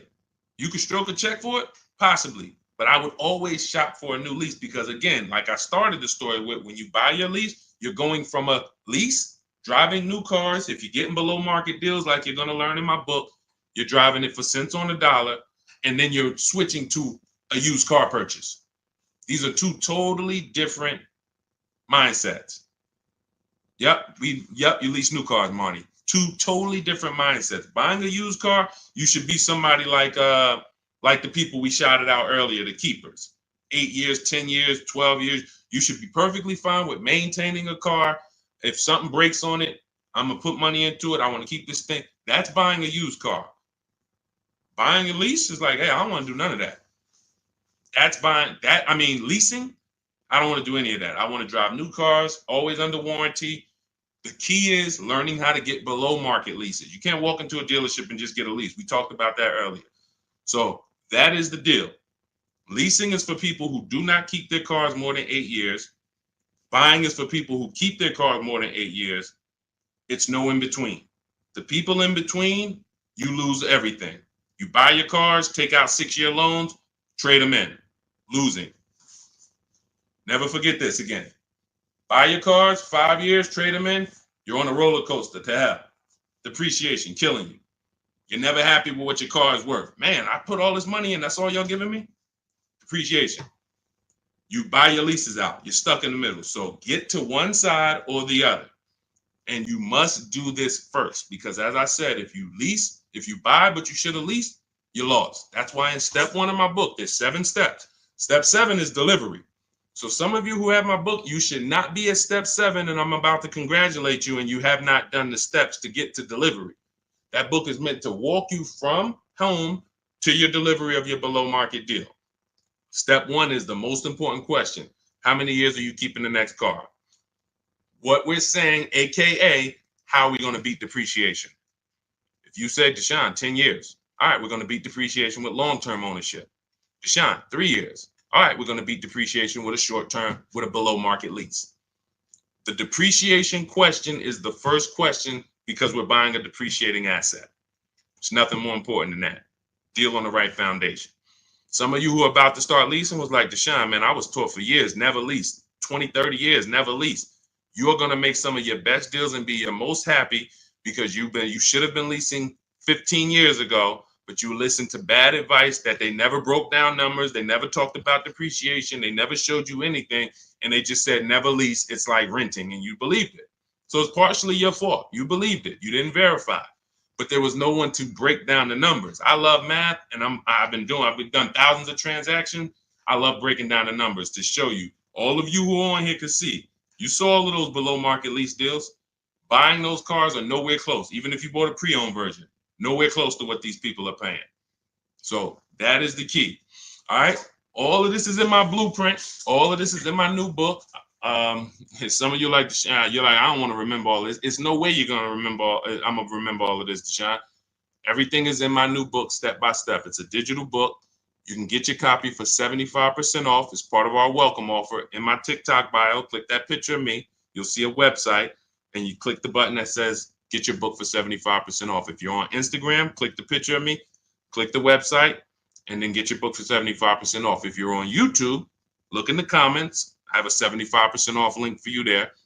If you're on Facebook, look in the comments. I have a 75% off link for you. That link is only good for 30 minutes. So if you went there 45 minutes ago when we started, an hour ago when we started the stream, you missed it. So $97. And if I'm you, even if I missed it, I'm getting the book, because we only went over probably 40%, 30% of what we're talking about in there. Squeaky Clean, good to see you. Guy purchased the book. Listen, use it. Congratulations. Send me your stories. Send me your emails. I want you guys DMing me. I want you DMing me, Deshone. Check this deal out. I want you seeing, look, if those of you on Instagram and YouTube, you can see this. I want you sending me not just your cars, your numbers. Look, everybody who taps in, look, American Senior Benefits. I wanted to share my experience. Purchased my car 2 days after using the system. Now, those of you who want to shop with me, I do shop with people all around the country. It's an advanced thing. That's in my bio too. So I don't care how you get it. Some of you are like, Deshone, give me the blueprint. I can follow it. Everything's in there step by step. Some of you like, hey, Deshone, can we do this together? Perfect. You'll see both buttons in my bio. Doesn't matter how you want it. But he says, look, the first day I sent out the template, what I received about 7 offers. Day 2, I emailed for my numbers, took the best offer, put them into the calculator. I have a calculator I invented that you get access to in the book. All of you get access to all. I probably have 5 calculators in the book that I've invented. You'll never find them anywhere else. Can't Google them. These are calculators that I literally wrote the code for that we use. One of them is the counter offer calculator. And he said, look, I sent the email counter. The dealer MSRP was $36,365 on the 2025 Kia Sportage X line. Oh man, I gotta go back and get his numbers. I didn't open it up on his Facebook post. I was supposed to hit see more, and I didn't hit it up. All right, so I gotta go. But you could tell he was excited to tell a story, and it's like, dang, I gotta go back and pull him in. But this is what I want. I want you guys emailing me the numbers. Proud of your numbers. Deshone, look at this. Last thing people want to talk to me about is their numbers. They'll post all day long. Oh, your girl upgraded. I had to treat myself. You know, your boy Fresh had to step out with the 2025. You never hear him talk about numbers. You'll never hear us. You'll never say, oh, y'all won't believe the price I got for this. You'll never hear that because they're ashamed of it. They're embarrassed by it. If they ran into me and I said, hey, yo, you got your contract on you? You got your purchase order? Oh, yeah, let me look at this. They'd be like, man, they'd be over there sweating like, all right, Deshone, don't tell. I know I did bad. I've had people say that to me. You know, man, I know I did bad. I'm like, listen, man, don't beat yourself up. I just want to see you do better. I want you knowing, why would you go work hard and then go get this beautiful vehicle and not have the confidence to know you paid less, the lowest price you could have? You shouldn't be ashamed. This is a treat to yourself. But because you didn't know how to shop, you're ashamed. Or we're not doing that no more. You're gonna know how to shop. You're gonna be emailing me, Dad, Deshone, I got 6 offers. Deshone, I looked at all these pre-owned cars. The dealer that had the best one, I saw all the service records. I saw the true value discount. I got the price of it when I was new. It was no bogus. It was an hour and a half away. I had to drive an hour and a half away to get it. But look at what I got. And then I let the banks bid. And then, you know, my credit union. You're gonna be like, numbers. You're not gonna be thinking about cars. You're gonna be just as excited about the deal you got as the car you got. That's where you're going. So shout out to everybody. Valerie, the link is in my TikTok bio. You got to click the picture of me, and then you'll see a web link right there. Click that link, and then you'll see a button that says 75% off new book, 30 minutes. Okay, same thing with Instagram. The link is in my bio. Instagram, TikTok, the link's in my bio. On Facebook and YouTube, the link is in the comments. So grab your copy, get there before the 30 minutes runs out, so you can get it for $24 instead of $97. All right. God bless y'all. I will see y'all soon. All of that is answered in the book, Squeaky Clean. Don't worry about that. We protect credit. And you might have missed the segment where we were talking about the bank bidding war. All of this we do. You don't give. See, part of what we didn't even get to. Part of what you need to learn is you don't give dealers quotes. You don't give dealers credit to get quotes. We couldn't even go into that. Credit is not in my templates. We never give dealers our credit to get quotes. That's what the 80% will tell you, though. Hey, Jim, we can't give you credit. Yeah, just fill out this credit app so I can give you a quote. They lock you in. We don't do that. All of that is explained in the book. All right. God bless you. I will see y'all in the next stream. Everyone who got your book, send me your success stories. Go out and be empowered. Go out and win in this world, and make sure you send me your results. All right. God bless you.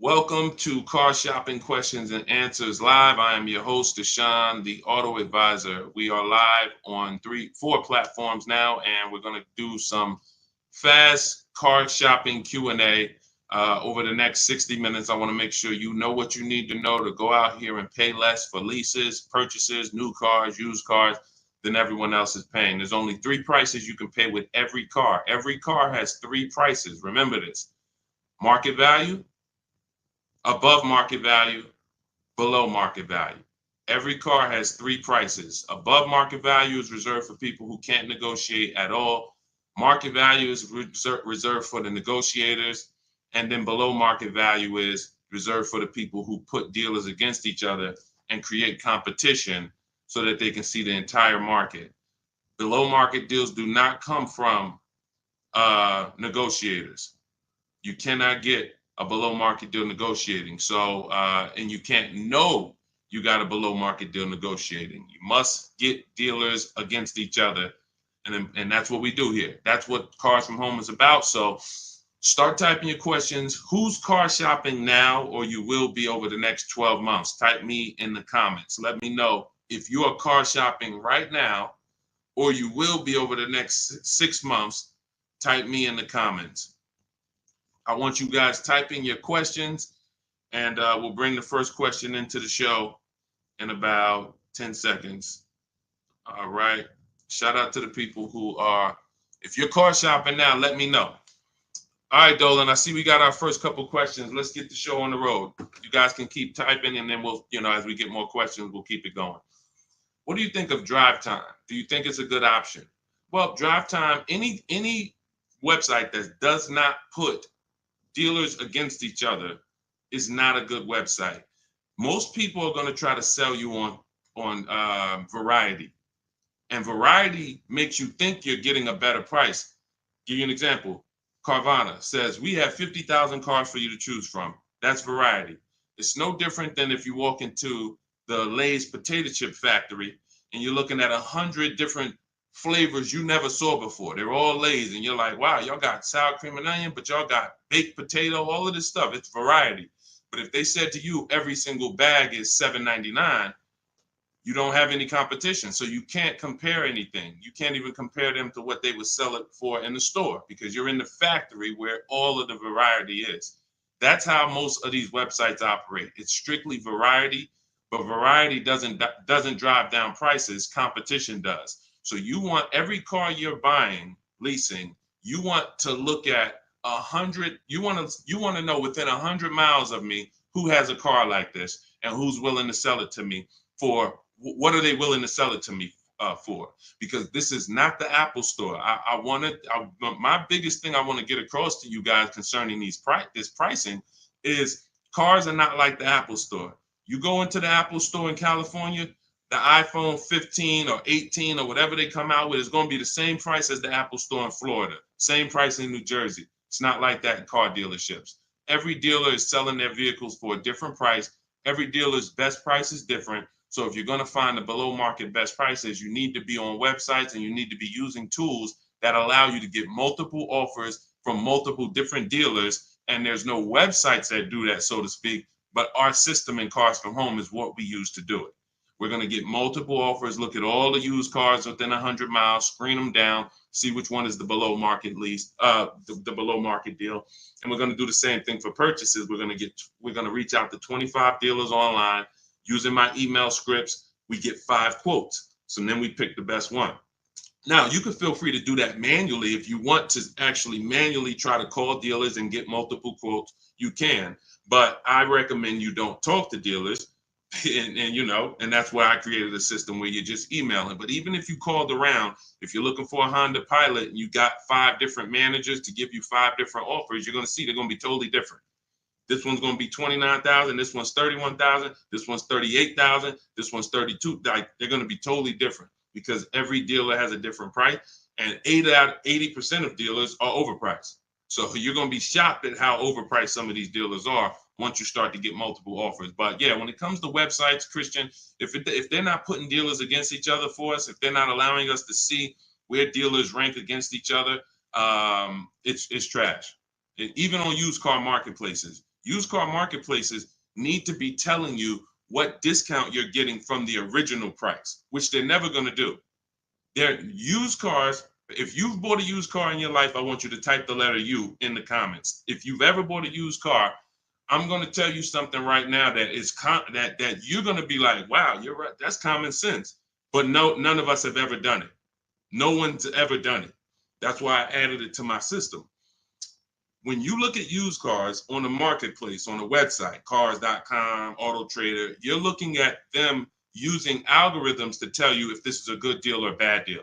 They're looking at what all the cars are listed at, and they're saying this one's listed higher, this one's listed lower, this is a good deal, this is a fair price. That's trash, because what they should be telling you is what is the discount you're getting from the original price of that car. The original price of that car. That's all that matters. If that car was originally 50,000 and now they're asking 25,000, that's a 50% discount from the new price. That's all. Listen, during the pandemic, we had people going out, and you might have done it, and literally buying used cars for the same price as new cars and not really asking questions. And they didn't even really bother to see that the same price they're paying for the 3-year-old used car is the same price it was new. There's no discount. And that's what I call the true value discount. So they're never going to see that. What you would see if they did this is how it would look. This vehicle has a 1% discount from the new car price.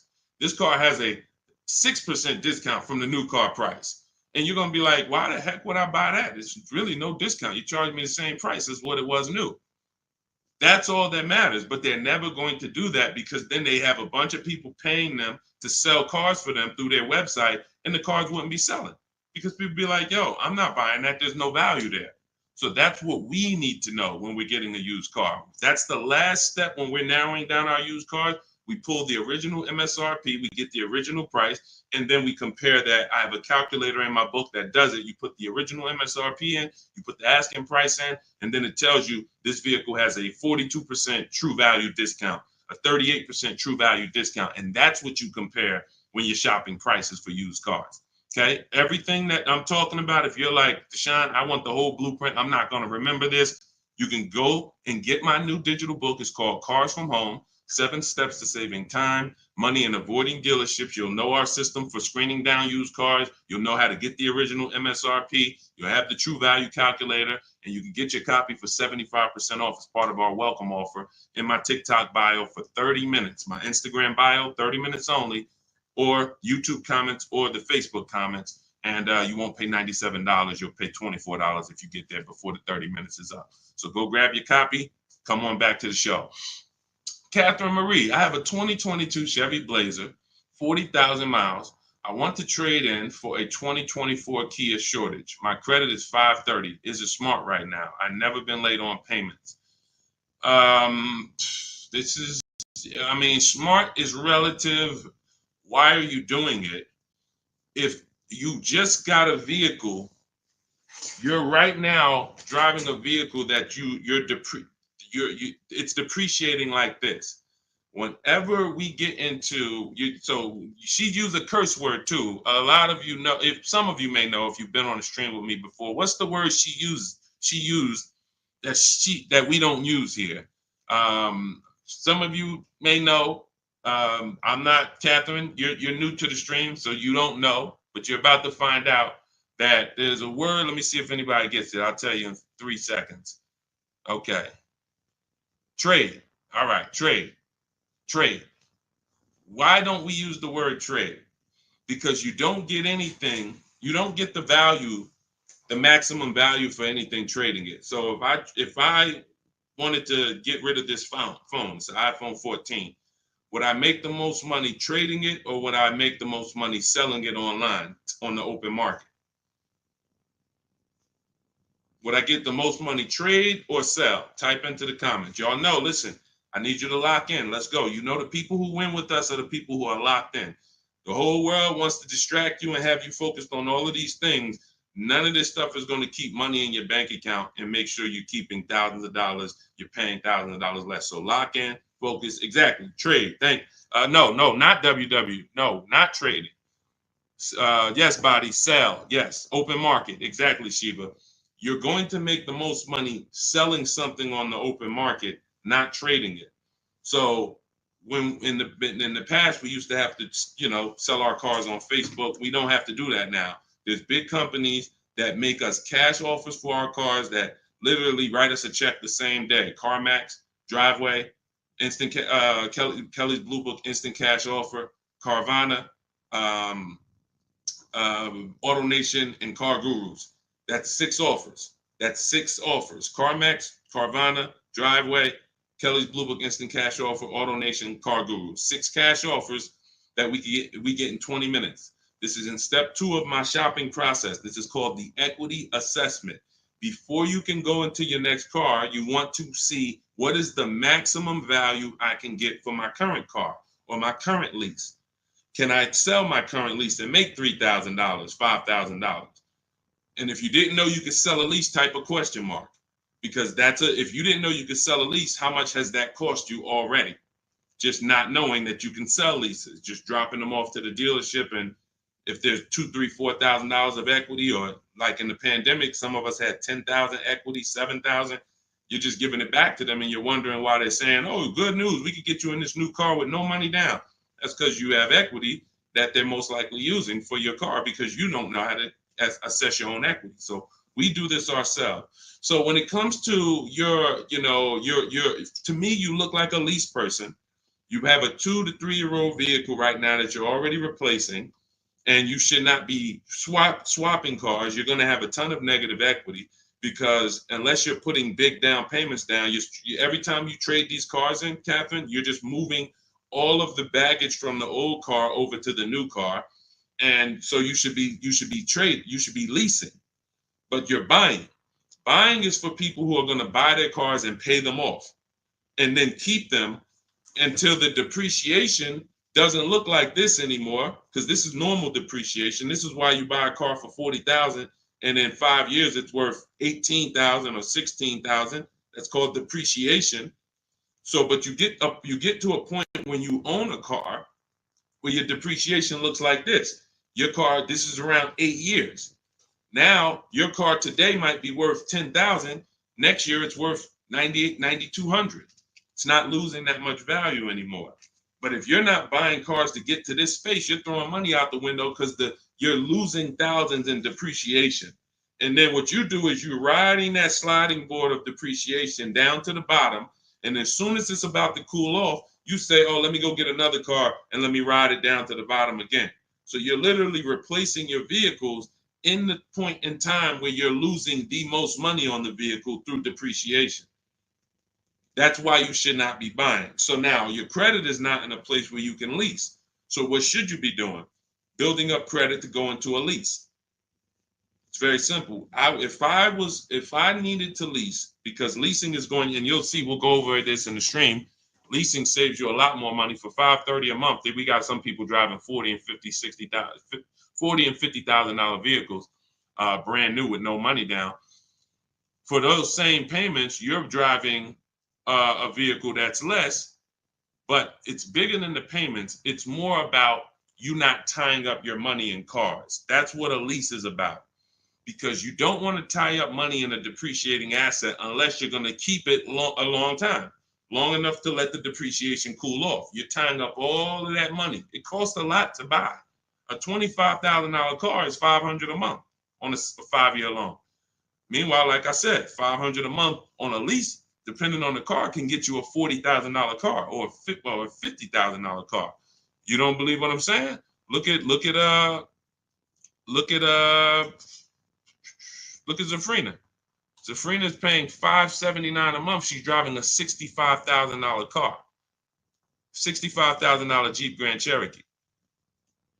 Look, this is $512 a month, a $40,000 Honda CRV. This was Jen's best bid. Now, these are not regular leases. These are what are called below market leases.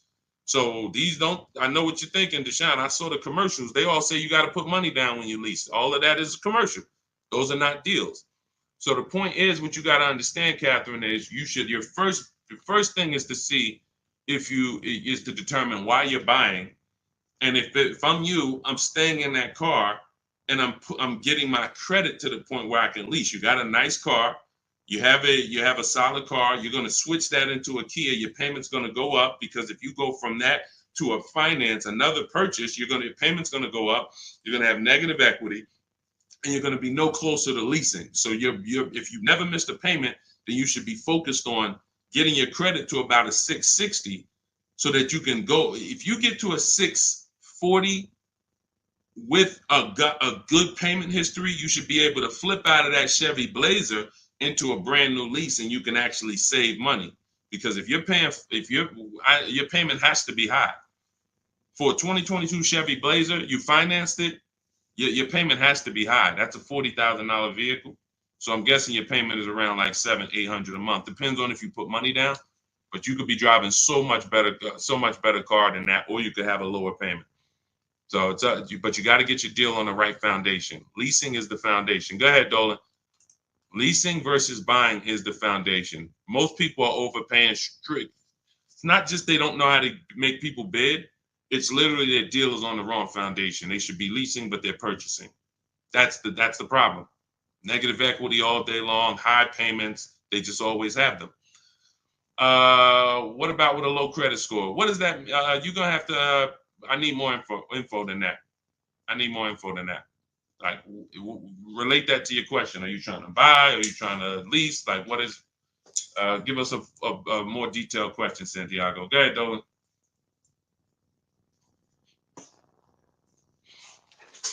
I'm car shopping right now for a new vehicle. I need a car ASAP. I'm looking to finance.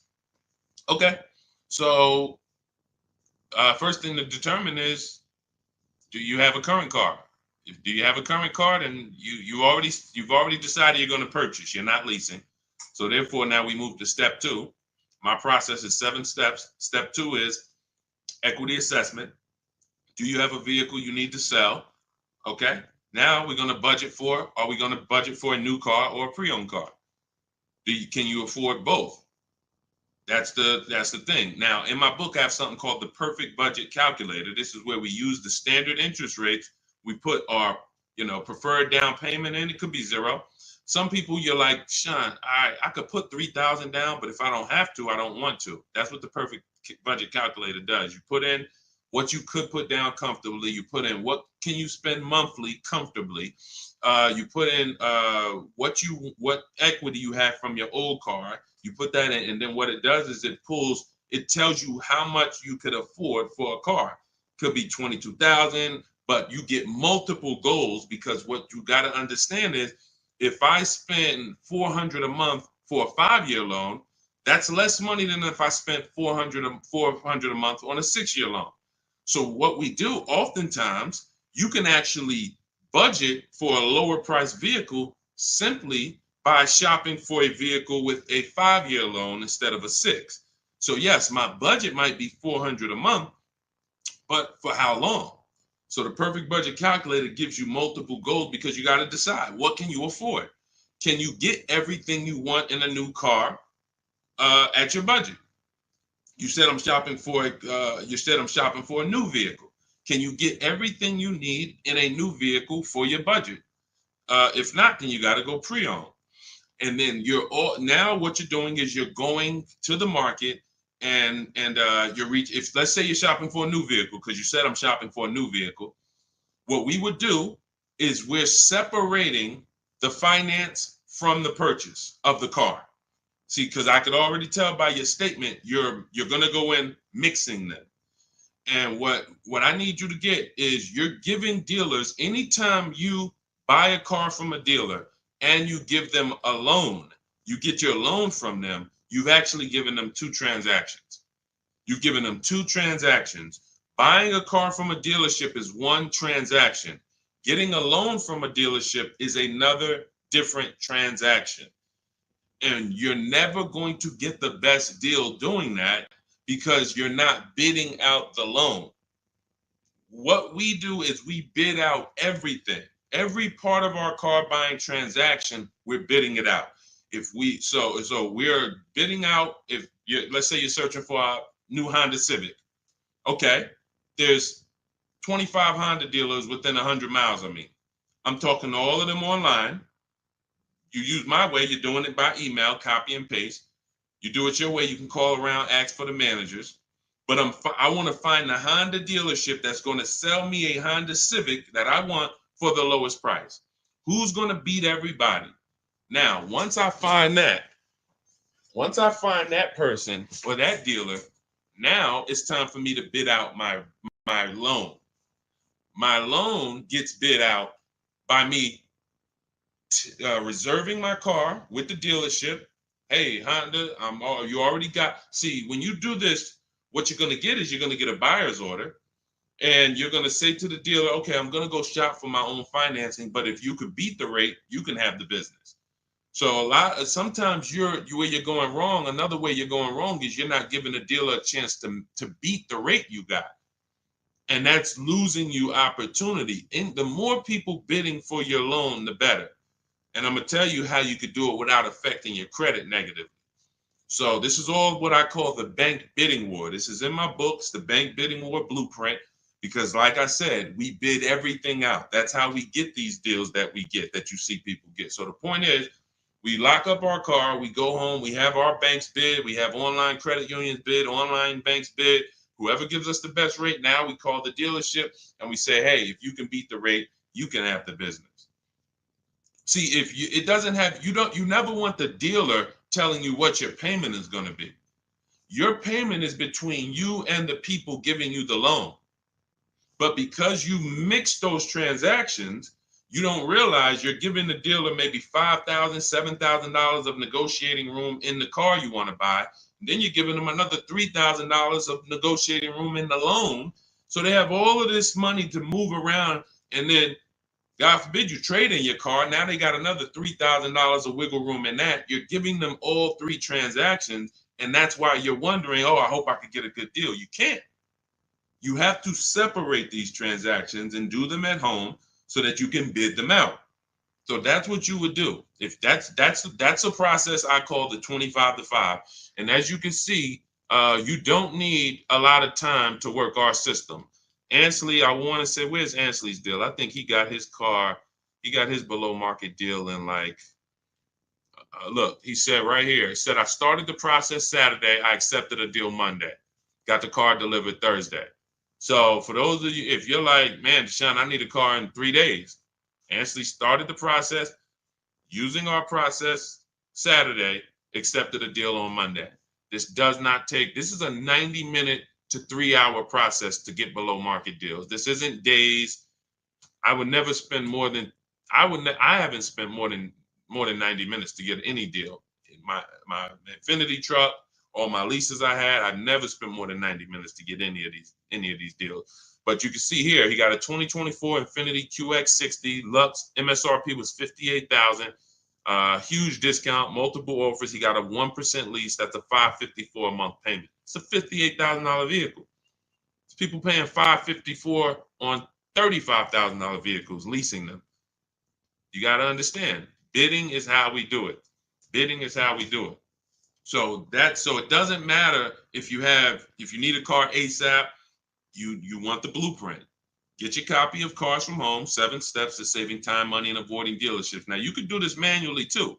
Again, I don't care how you get multiple offers. I prefer you to use our way because our way is proven. We have dozens and dozens of people that we can show you today, and we have hundreds of people you can see all over my pages and the comments who've been using this stuff since 2021. But I don't care how you get multiple offers, just get them. Because the money savings is in multiple offers. If you're looking at a blue used car and you're like, man, this dealer right by my house got this nice blue Chevrolet Cobalt, I don't care.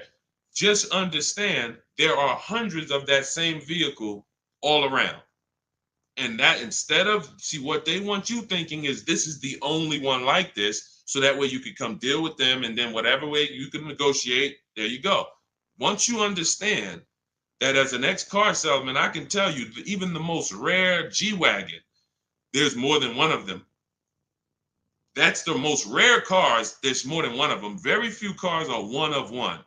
And these mainstream cars, Hondas, Fords, Toyotas, when you see them on dealers, Mercedes, there's hundreds of this same car. My job, your job, is to get offers from multiple dealers so that you find a dealer who's going to sell you the car the lowest. Lock that into your mind. All right. And this is what the Cars from Home system is about. So grab your copy of Cars from Home, 7 Steps to Saving Time, Money, and Avoiding Dealerships. You'll have the whole blueprint. In my TikTok bio, you get yours for 75% off. That's my welcome offer to you. So normally the book's $97. It'll be in your inbox in 2-3 minutes. But if you get there before the 30-minute timer goes to 0, you can get your copy for 75% off, which is $25. In my TikTok bio, my Instagram bio, the YouTube comments, or the Facebook comments. Get there before 0. All right? Go ahead, Dolan, shoot the next question up. Let's go. Can you negotiate a buyout from a lease? Not usually. I haven't seen it because your buyout price is set on the contract. So when you lease your vehicle, the buyout price is established and the bank has already determined what they're going to resell the vehicle for.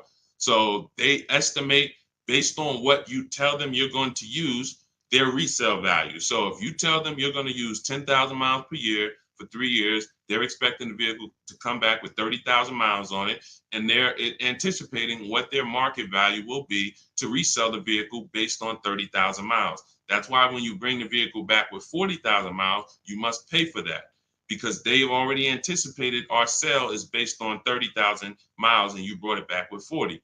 No matter what dealers have told you, they have never made your mileage penalties disappear. You cannot make mileage penalties disappear. What they can do is they can cut them a check, which is rolling those mileage penalties into your next deal. That's what happens. But how many of you are getting calls from dealers saying, come on and we'll get you out of your lease early? Come on and we'll get you out of your lease early. Come on and we'll take care of the remaining payments. How many? Type me if you're getting those calls or if you're getting those letters. Hey, we'll get you out 6 months early. They're not doing anything but rolling your payments into the next car and hoping that you'll be okay with the new payment. But if you waited until you didn't have this baggage, you can literally make a deal without the baggage. So yes, you might be able to achieve $500 a month with the baggage, and maybe you could afford $500 a month, so it's okay with you. But if you were patient, you could literally make your deal when you didn't have the baggage, and the same car you got for $500, you could get for $400 a month. So they're playing on the fact that you're going to want a new car and you're not going to look at the numbers and be able to understand that they're rolling those numbers into the new car. And if you were patient, you wouldn't have to deal with that. That's the big thing. It's just about being patient. It's the biggest play on your emotions. There's no other industry like the car business that plays on your emotions, and they use it to your disadvantage. It's all that's why I tell you we don't talk numbers in dealerships. We don't negotiate in dealerships because you're in their house, you're looking at a product you like, and you have no leverage to even talk to their competitors sitting in their house getting numbers. That's why we don't do it. We only get numbers from home. All of our deals are made from home. So no, I haven't seen you be able to negotiate a buyout on a lease. The price is set. And that's another reason why you don't want to buy a lease. Let me end this question with this. The buying of leases is a horrible idea. In most cases, it's one of the worst things you can do because most people are not checking to see that the vehicle they're buying out is actually a good price. So if you're not checking to see that the vehicle you're buying out is a good price, you don't even know that you just overpaid for your lease, especially those of you who, if you go over your miles, let's just say your buyout is 20,000 based on 30,000 miles. You're supposed to have 30,000 miles. You can buy that car for $20,000 based on 30,000 miles at the end of the lease. Now you drive 50,000 miles. You go 20,000 miles over because you got the wrong miles. You didn't pay to get 18,000 miles like you should have. You took a lower payment and you now have a penalty. It's not the lease's fault. So now you come back and you say, well, I'm gonna just buy the vehicle. The problem is the vehicle that the 20,000 buyout price was based on 30,000 miles. So now you're about to buy a vehicle and pay the same price that was for a $30,000 30,000 mile vehicle. You're going to pay the same price for a 50,000 mile vehicle. So you buried yourself and you bought something well above what it was worth. You've paid well above what it was worth because the fact you put 50,000 miles on it didn't adjust the buyout. It didn't say, well, you put 50,000 on it. Instead of 20, you could buy it for 16 because it's really not worth 20 at all. No, you're paying the buyout price no matter what. So 99 times out of 100, the penalty is way less. It's just bad leasing. It's bad lease structure. When you see people that hate leases, it's their fault in a lot of cases. They don't know that though. Man, I didn't get the mileage. They penalized me. Man, I got a bill because I had dents and the windshield was cracked. But if you own the car and you went to sell that car and it was a cracked windshield, wouldn't you need to pay for that? Wouldn't that come off the value? So you have to realize that leasing, you get charged for what you use. If you abuse the car, you're going to be charged for that. If your tires are bald, you're going to be charged for that. If you went to sell the car that you owned to someone and it had bald tires, they would be like, all right, you got to lower the price. The tires are bald. So you pay either way. But when you get below market leases, it's not even a question. It's not even a question. That's what's leading you guys wrong. So anyway, I know that wasn't a question about leases, but it was a question about lease buyout. But I use it as another opportunity to tell you how much not understanding leasing is hurting you. It's hurting your bank account big time. Go ahead, Dolan. Big time, not small. $5,000-$6,000 every car you get. You should be leasing, but you're buying. $5,000-$6,000 minimum every car you get. You're overpaying. It's not even close. Go ahead, Dolan. Shoot the next one up. I see we're getting a lot of questions, and let me try to speed through a lot more of these. What's going on? Oh, QT, good to see you, Senator. Always on point. Let's hook up. All right, Senator. I don't know who you are, but hey, listen. TikTok knows I'm shopping for a car today. Listen, lock in, Tifa. Lock in. Could everybody hit the like button?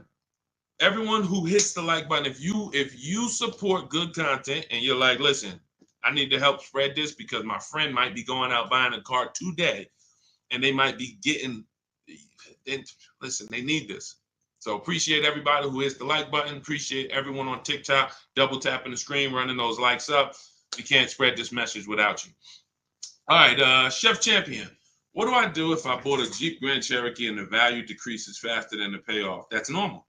That's normal. See, and now watch this. It's based on your loan. So now, again, you want to remember this.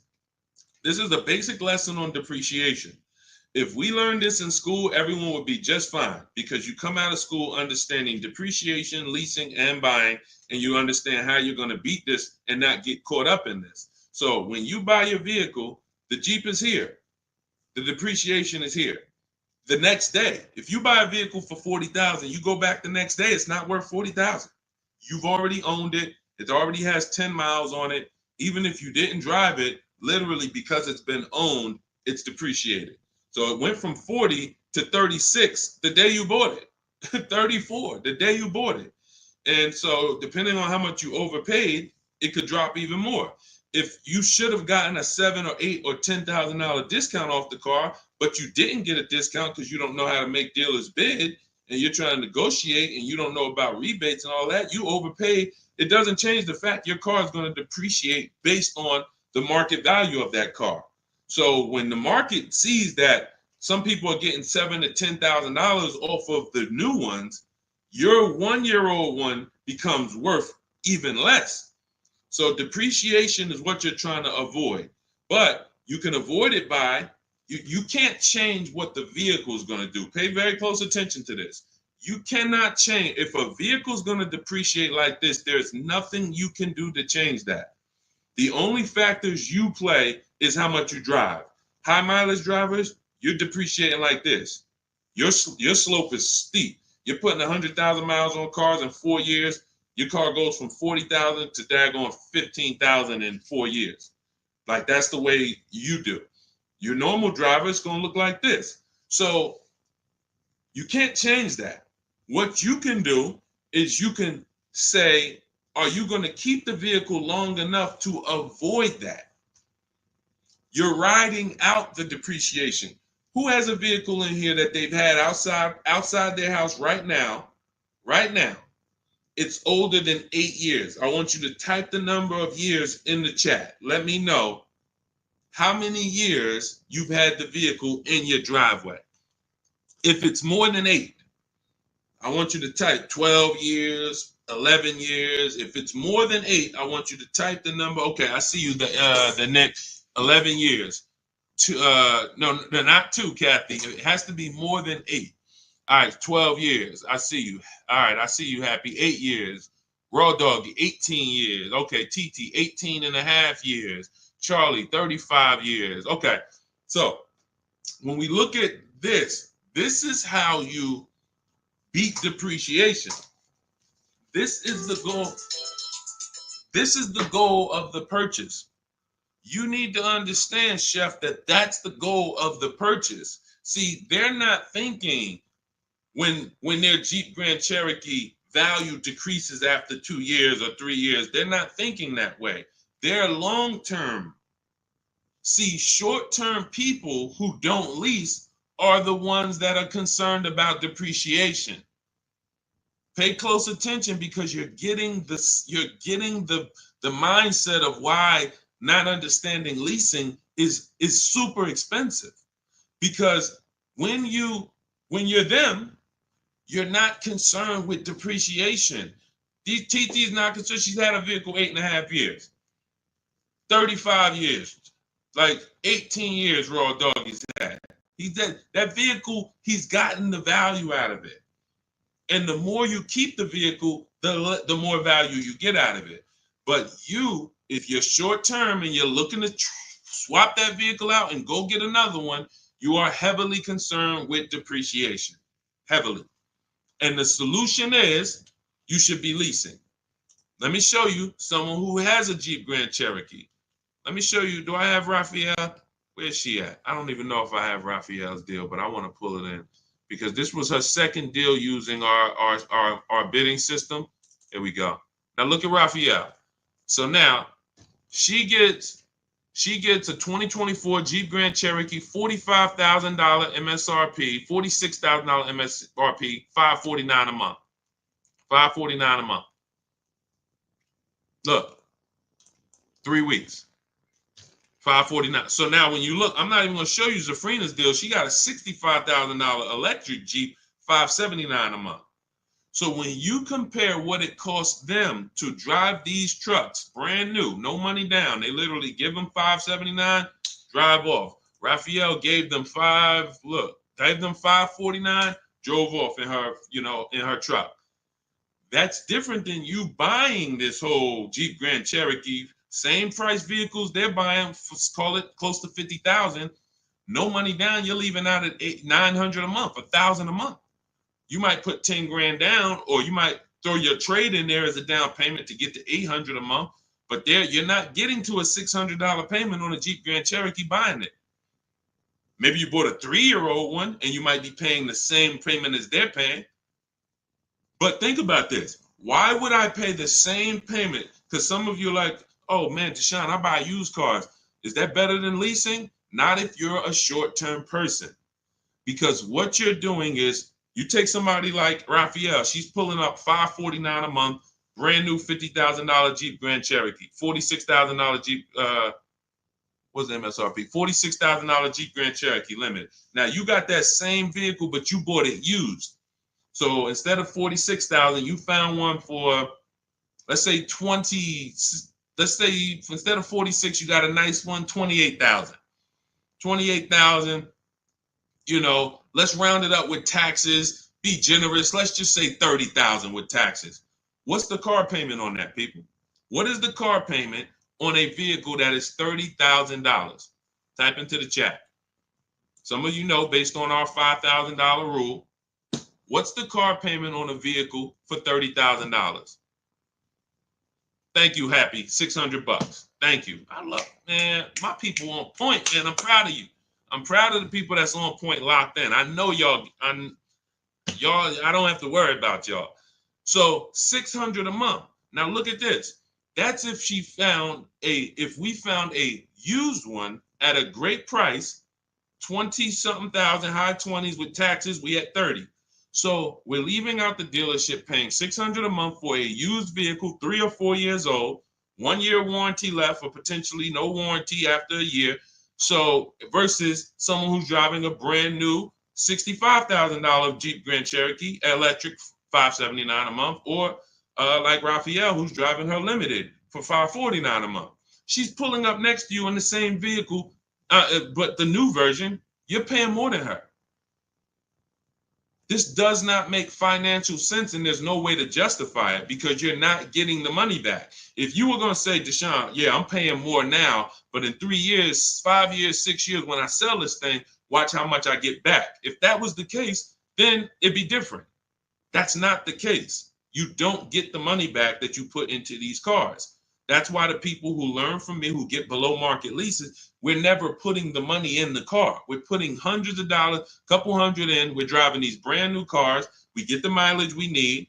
We adjust the mileage. If you need 12,000, you get 12. You get 18. You need 18,000, you get 18,000. You need 25,000, you get 25,000 mile a year leases. But you don't buy these cars, tie up all this money, not get it back when you trade them in, and then go and do it over and over again and just stay in this depreciation cycle.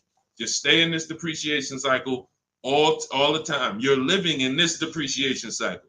You're never getting to the people who we talked about 8 minutes ago who are here, keeping their cars 18 years, 12 years, 10 years, where their depreciation is like this. This is the reward for purchasing. If you're not trying to get here, you should not be purchasing. You should be shopping for below market leases. So you can't beat depreciation in the short run, Jeff. To answer your question, to wrap this up, you're trying to beat depreciation in the short term. You cannot do it. The car is going to depreciate, and it doesn't matter the payoff. You could have took a 3-year loan. You would be paying more. Your loan would be going away quicker, but you probably took a 5 or 6 year loan, God forbid a 7-year loan. Now your loan's not going to move fast at all, but the car's value is always going to move. So the key is, this is step 1 in my book. We need to know, are we putting our deal on the lease foundation or the purchase foundation? How are we going to beat depreciation? Long-term ownership, 8+ years, or below market lease? Those are the only 2 ways. That's the only 2 ways to beat depreciation. That's step 1 in my book, the most important question. Okay? All of this you can get 75% off as my welcome offer to you for getting cars from home, my new digital book, 7 Steps to Saving Time, Money, and Avoiding Dealerships.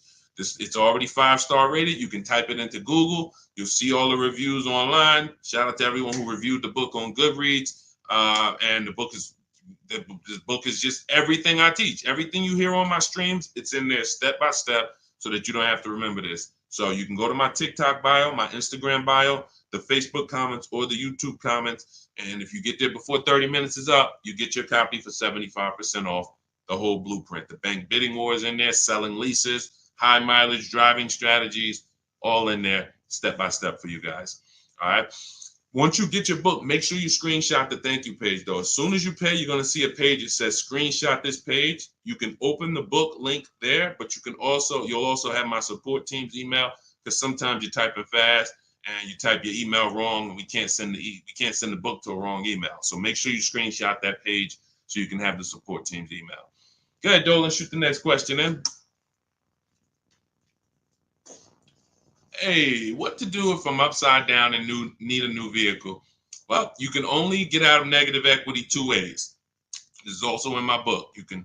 You can pay the difference, or you can move it over, transfer it.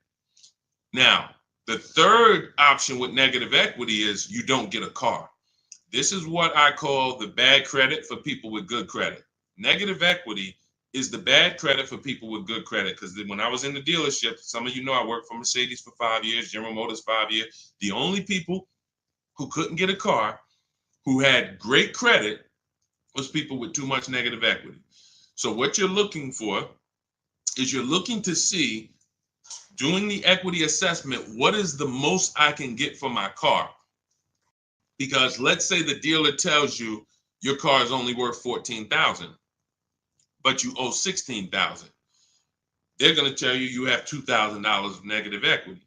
That's why we never get our prices of what our car is worth from a dealer. We do this from home during our equity assessment. This takes us 20 minutes. We go on CarMax.com, Driveway, Carvana, Kelly's Blue Book Instant Cash Offer, AutoNation, and Car Guru, Sell My Car. This is 6 cash offers that we're going to get in 20 minutes. So now these are the most competitive offers we're going to get, and that's going to tell us the least amount of negative equity that we would have. So if the highest bidder from the online buyers pays you 18 and you only owe 19, then you have $1,000 of negative equity. I would come up with 1,000 and sell to the highest bidder. This is what I call paying the difference. Why is that the first option? Because you can now shop your car deal, get bids for your new car, and you don't have to bring over baggage from your old car. Now, your baggage from your old car wouldn't be a bad thing if you could guarantee that whoever, all right, let's say CarMax wants to pay you 19 for your old car, but you can't pay the difference. You owe too much more than that, and you can't pay the difference. Now you have to transfer, or you have to use this word we don't use, which is trade.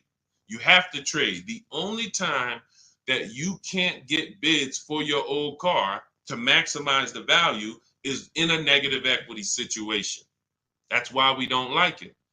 So now, instead of me being able to sell my car in the open market to the highest bidder, I need the dealership that I buy a car from to add my negative equity to the deal.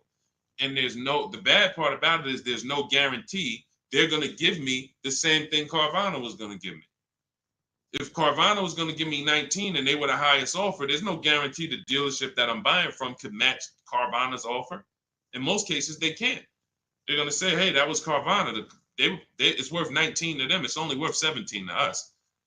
That's the most we could pay. And they're not lying in a lot of those cases. They can't. First of all, they've already won the bid to sell you a car. They beat all their competitors.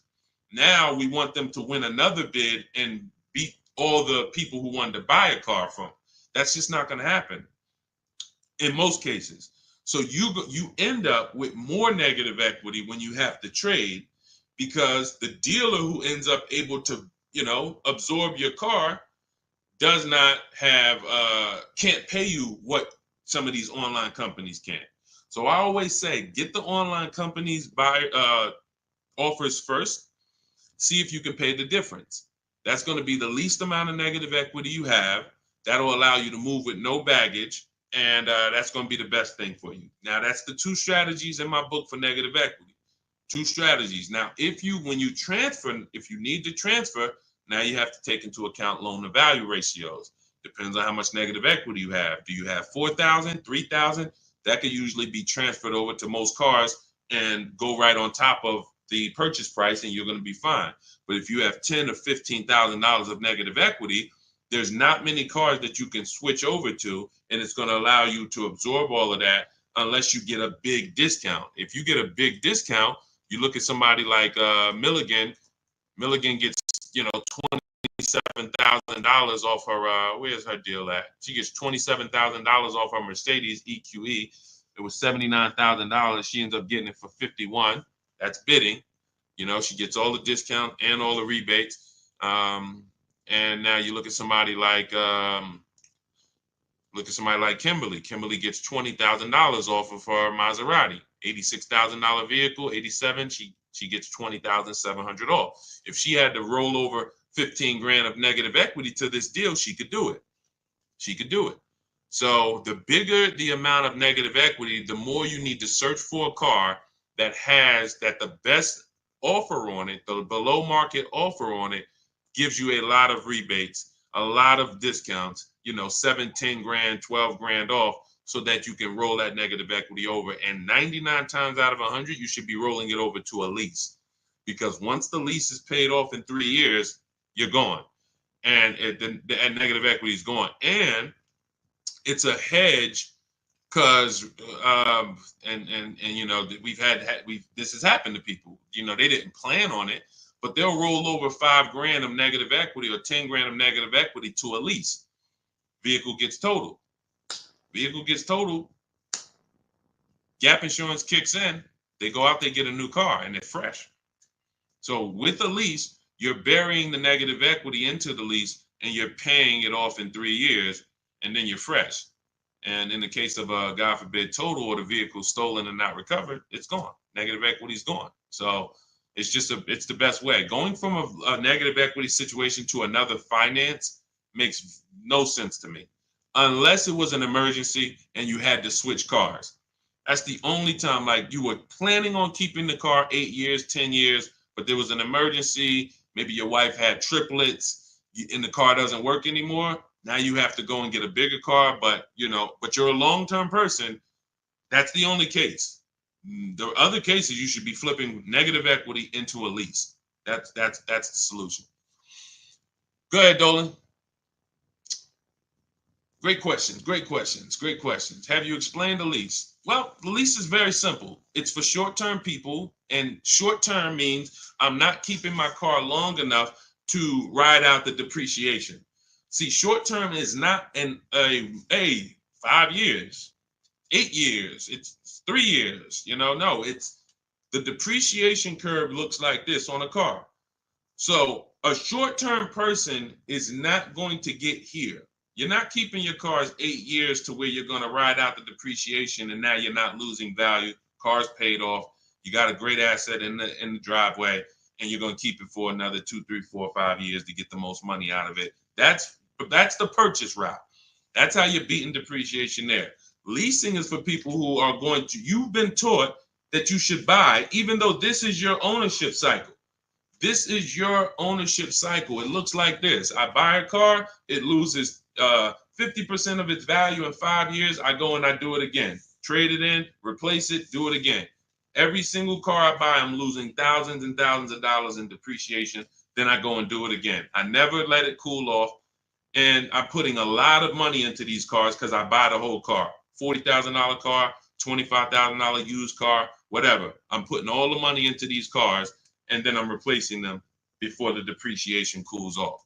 Leasing is how you is for you to get off that roller coaster, get off that sliding board. That's a losing battle, and you're paying thousands and thousands of dollars more for that right. You're paying for that privilege that gives you no benefits. No benefit. You can see, and that's the reason why I teach about depreciation, so that you can understand when people say, oh, well, I like to buy my cars because I want to drive as much as I want. They don't understand. If you bought a car for 40 and you put average miles on it, this is how it looks. If you bought a car for 40 and you put high mileage on it, this is how it looks. It doesn't stay like that. It goes down. No matter what you pay for, how much you drive on a car, even if you own it. If you put 100,000 miles on your car in a year, you come back, what is it worth? Whole lot less. Whole lot less. Like, this is not even close. So the key, when you understand this is what I call the unseen expense, depreciation. Then you understand, okay, being that I'm going to pay for my car, whether I buy or lease, which option allows me to pay less? That's based on my lifestyle.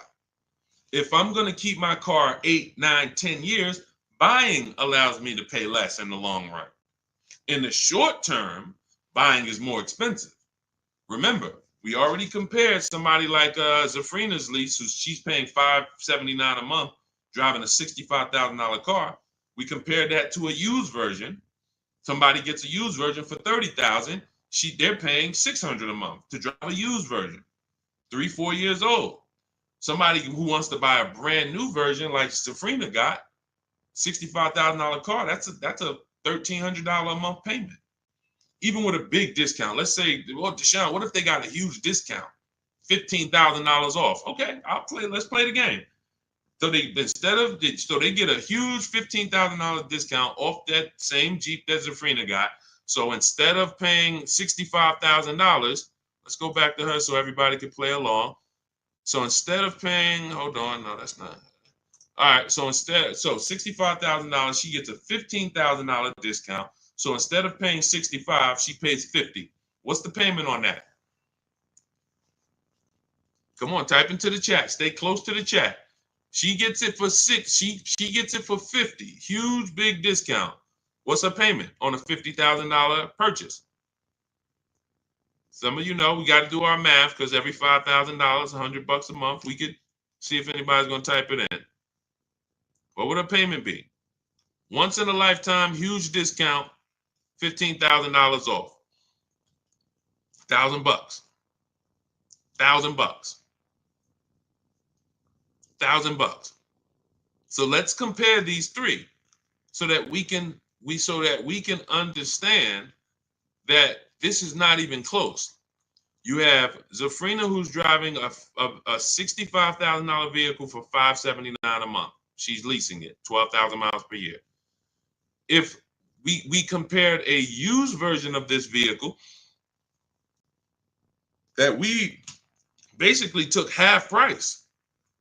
Let's say she's magically found a great used vehicle with good mileage and magically found it for half price. We already know that ain't gonna happen.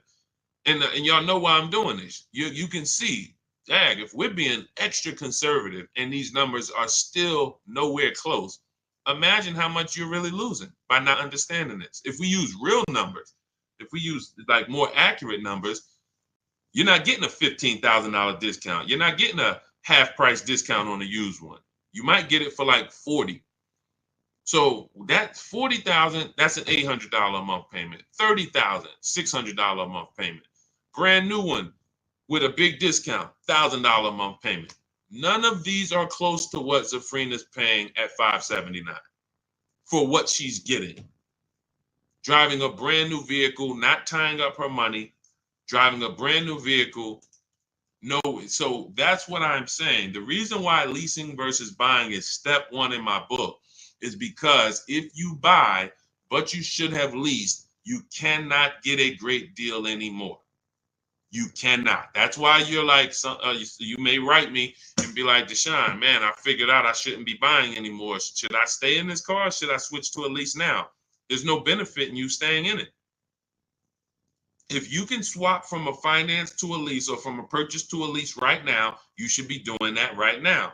There's no benefit to staying in a finance if you're not keeping the car long enough to get here. You're just delaying the inevitable, putting more money into the car, driving less car than you could be driving for the money you're paying. There's no benefits there. No benefits there.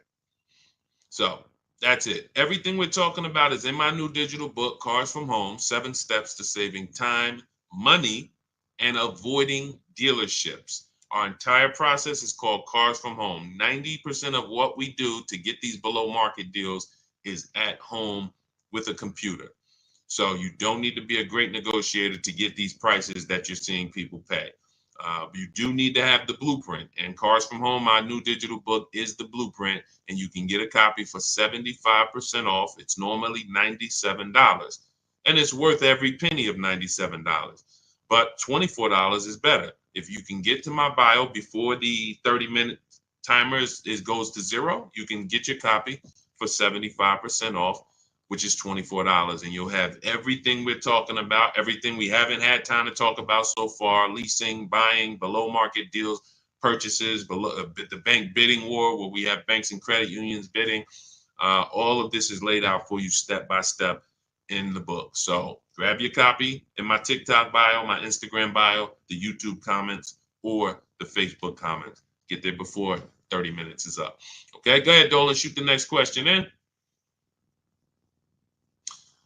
Body envy sculpting. What if you drive a lot of miles with a lease? That's very simple. You're still depreciating your vehicle whether you buy or lease. So let's just say you are driving 30,000 miles per year, but you're buying. You're destroying the value of your car. So you're paying for that. If you were going to sell a car today and it was 30, it had, let's say it's a used car, it has 40,000 miles on it. You go out this year and you drive another 30,000 miles. When you come back, you just, whatever you were going to sell the car for with 40,000 miles, forget it. Like, you put another 30,000 miles in 1 year, your value just dropped tremendously. High mileage drivers, you are getting killed the worst with depreciation, because you get these deals and you structure these deals like you're not a high mileage driver. That's why when I was at the dealership, some of you know I spent 14 years in dealerships, 4 years in my own brokerage, 5 years in Mercedes, 5 with General Motors. So when I was in the dealership, people would come in, and especially when Uber first started, and they would have like a 5-year-old Honda, but it had 250,000 miles on it. And that wouldn't be a problem, except they still owed like 12 grand on it. That's the problem. So it's not that you're structuring your loan in a way where you drive. The only way for you to not have big negative equity every deal, 10 to 15,000 or more, is you would have to be putting that money down. You would have to be making large down payments to stay out of negative equity, being a high mileage short-term driver who's trying to replace their cars in 3-4 years, because it's inevitable. And then um, you'd have to take a shorter loan. That's people's solution for high mileage drivers. You should either put more money down so you can avoid negative equity, or you should take a shorter loan. So instead of a 6-year loan, you should take a 4-year loan. Now, if you're just doing this mileage based on your normal life, business, your profession, then you should be leasing. If you could predict the mileage. If you can predict the mileage, then you should be leasing. And I'm gonna tell you where I learned this. I learned this from a customer when I was a manager at Hyundai. I was a manager at Hyundai for 6 weeks. Dealership was not for me, but 6 weeks I was there and I learned something very valuable. I was helping a guy return his lease. He had a Hyundai Sonata, and I looked at the mileage because we have to get the mileage at the end of the lease. It's 72,000 miles. And I asked him, I said, "You lease this?" He said, "Yeah, I always lease now. I used to buy it and I always would have negative equity. All I do is lease now. I pay a little more and then I drive my 25,000 miles a year. I get my 25,000 mile a year leases and that's it. I come every 3 years, I get me another one." He was in sales. Since then, I've been telling any one of my clients listen, let's take a look at a lease. Because when I looked at his payment, if a great deal on a Hyundai Sonata at the time, why my nose itching? If a great deal let's say a great deal on a Hyundai Sonata at that time might have been $350 a month. Let's say he was paying $550, $525. He wasn't paying $800. He wasn't paying double. He was literally paying like $175 more per month to drive 25,000 miles a year. Huge, huge benefit. Now, if you don't know how to get good lease deals and you go and you try to do a high mileage lease, then it's going to suck. Because they're going to hit you with a high lease to begin with. And then they're going to say, "Oh, you want 25,000 miles? You want 20,000 miles? Oh, now you're going to be at 1,000 or 20. But if you do like what Jen did, Jen she uses our system. She gets her bids for her Honda CRV hybrid, very popular vehicle, has been for the last 3 years. She gets a $39,000 vehicle, $512 a month, no money down. That's a 1.3% lease. And then she adjusted it from 12,000 miles to 18,000 miles. Payment went from $512 to $563. Look. And then after that, she put money down because she wanted to lower her payment. See, we always talk about when you put money down, you have to lower it. You always have a good deal, a great deal, before you put money down. Money down is just to lower your payment on an already great deal. You can't buy your way to a great deal. You can't. So she had a 1.3% lease, and then she bumps it up to $563 a month. See, so some people who didn't understand lease structure, knowing they needed 18,000 miles per year like Jen, they would take the 12. They take the 12, take the $512 a month payment, not even ask, "Hey, how much would it cost me to get 18,000? Because that's what I need." She pays $45 more per month. She drives 18,000. She could bring that vehicle back with 60,000 miles on it in 3 years, and she could do it again and get another one. And she's not taking the depreciation hit. She's paying a small amount to drive that vehicle over the next 3 years.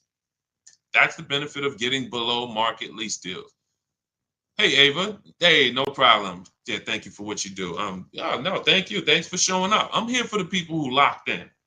That is what I'm here for. I'm here. I want you guys writing me, sending me your deals, sending me your offers, sending me what you get when you pick up your car, saying, "Hey, go into Goodreads, adding your reviews to the book," because that's what matters. That's all that matters. I hold myself accountable to what the people do. That's it. No, I don't, when I set out to teach, it was all about, God, we have to deliver a system where people can get the same results I get. If you can't get the same results I get, then it sucks. It's not a system. It's not a system. That's why I show all the people who I can on these streams without showing them all day. I could show 100 people on a stream, but then we just be sitting here looking at people all day long. All right. All right. So listen, y'all, we've been on for a little over an hour. Look, everything that if you're like, Deshone, I want the whole blueprint, you can get it for $24. It's normally $97. This is my new digital book, Cars from Home, 7 Steps to Saving Time, Money, and Avoiding Dealerships. Everything about below market deals is in there step by step. There's 7 steps in our system. 7 steps. First step is the most important question. How many years are you keeping the next vehicle? The second, what did I say? First step. First step is the most important question. Second step is the equity assessment. Third step is deal structure. Fourth step is shopping, not buying. Fifth step is multiple offers. Sixth step is paperwork and protection. Seventh step is delivery. 7 steps to below market deals for leases, purchases, new cars, used cars, all step by step. So you can get your copy as part of my welcome offer for 75% off. You won't pay the normal $97 price. You can go to my TikTok bio or my Instagram bio, or click the link in the YouTube comments or the Facebook comments, but it's only for 30 minutes. If you visited the site and the timer hit 0, then unfortunately, welcome offers away. The book is still worth every penny of $97. It'd still be one of the most valuable books, but $24 is better if you get there before the 30 minutes is up. So keep me posted. We'll be back for more streams. Hold on, let me see this. Lease a car. When leasing a car and you don't use all your mileage, do they give you a refund at the end of the lease? No, Raw Doggy, but that's why we assess our equity. So take somebody like my mother. She's a low mileage driver. Her lease is up on her Mazda. We assess her equity. If the vehicle has retained value because of the lower mileage, we're going to sell that and put money in her bank account. So even if we have a vehicle, leasing is also a hedge against vehicles for vehicles that don't lose value a lot, be it through natural depreciation or be it through I bought 15,000 miles. I thought I was going to use it, but I only use 10,000 miles a year. So now I'm 15,000 miles under. Okay, let's assess the equity. Let's see if we can sell that vehicle, put $2,000-$3,000 in your pocket, and then now that's a bonus. You basically leased and got a rebate at the end. Kind of new to this, where's the bio to get your book? Raw Doggy, you click the picture of me on TikTok. There's a picture of me right up here. If you're on Instagram, same picture of me. It'll take you to my profile, and you'll see a website there, a link. There's a link there, and then you click that, and then click the button that says 75% off new book.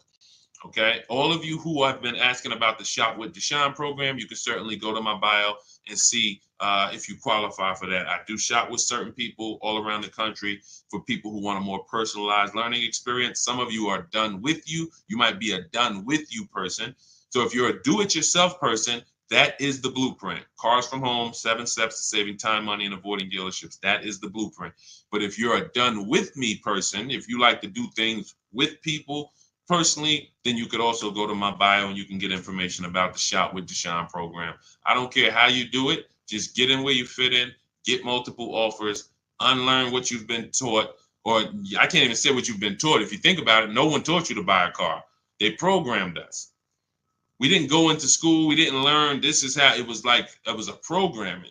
So that's why we have to unlearn that and relearn the new way. And then, the success is guaranteed. So God bless you. I will see y'all on the next stream. Everyone who got the book, congratulations. Use it.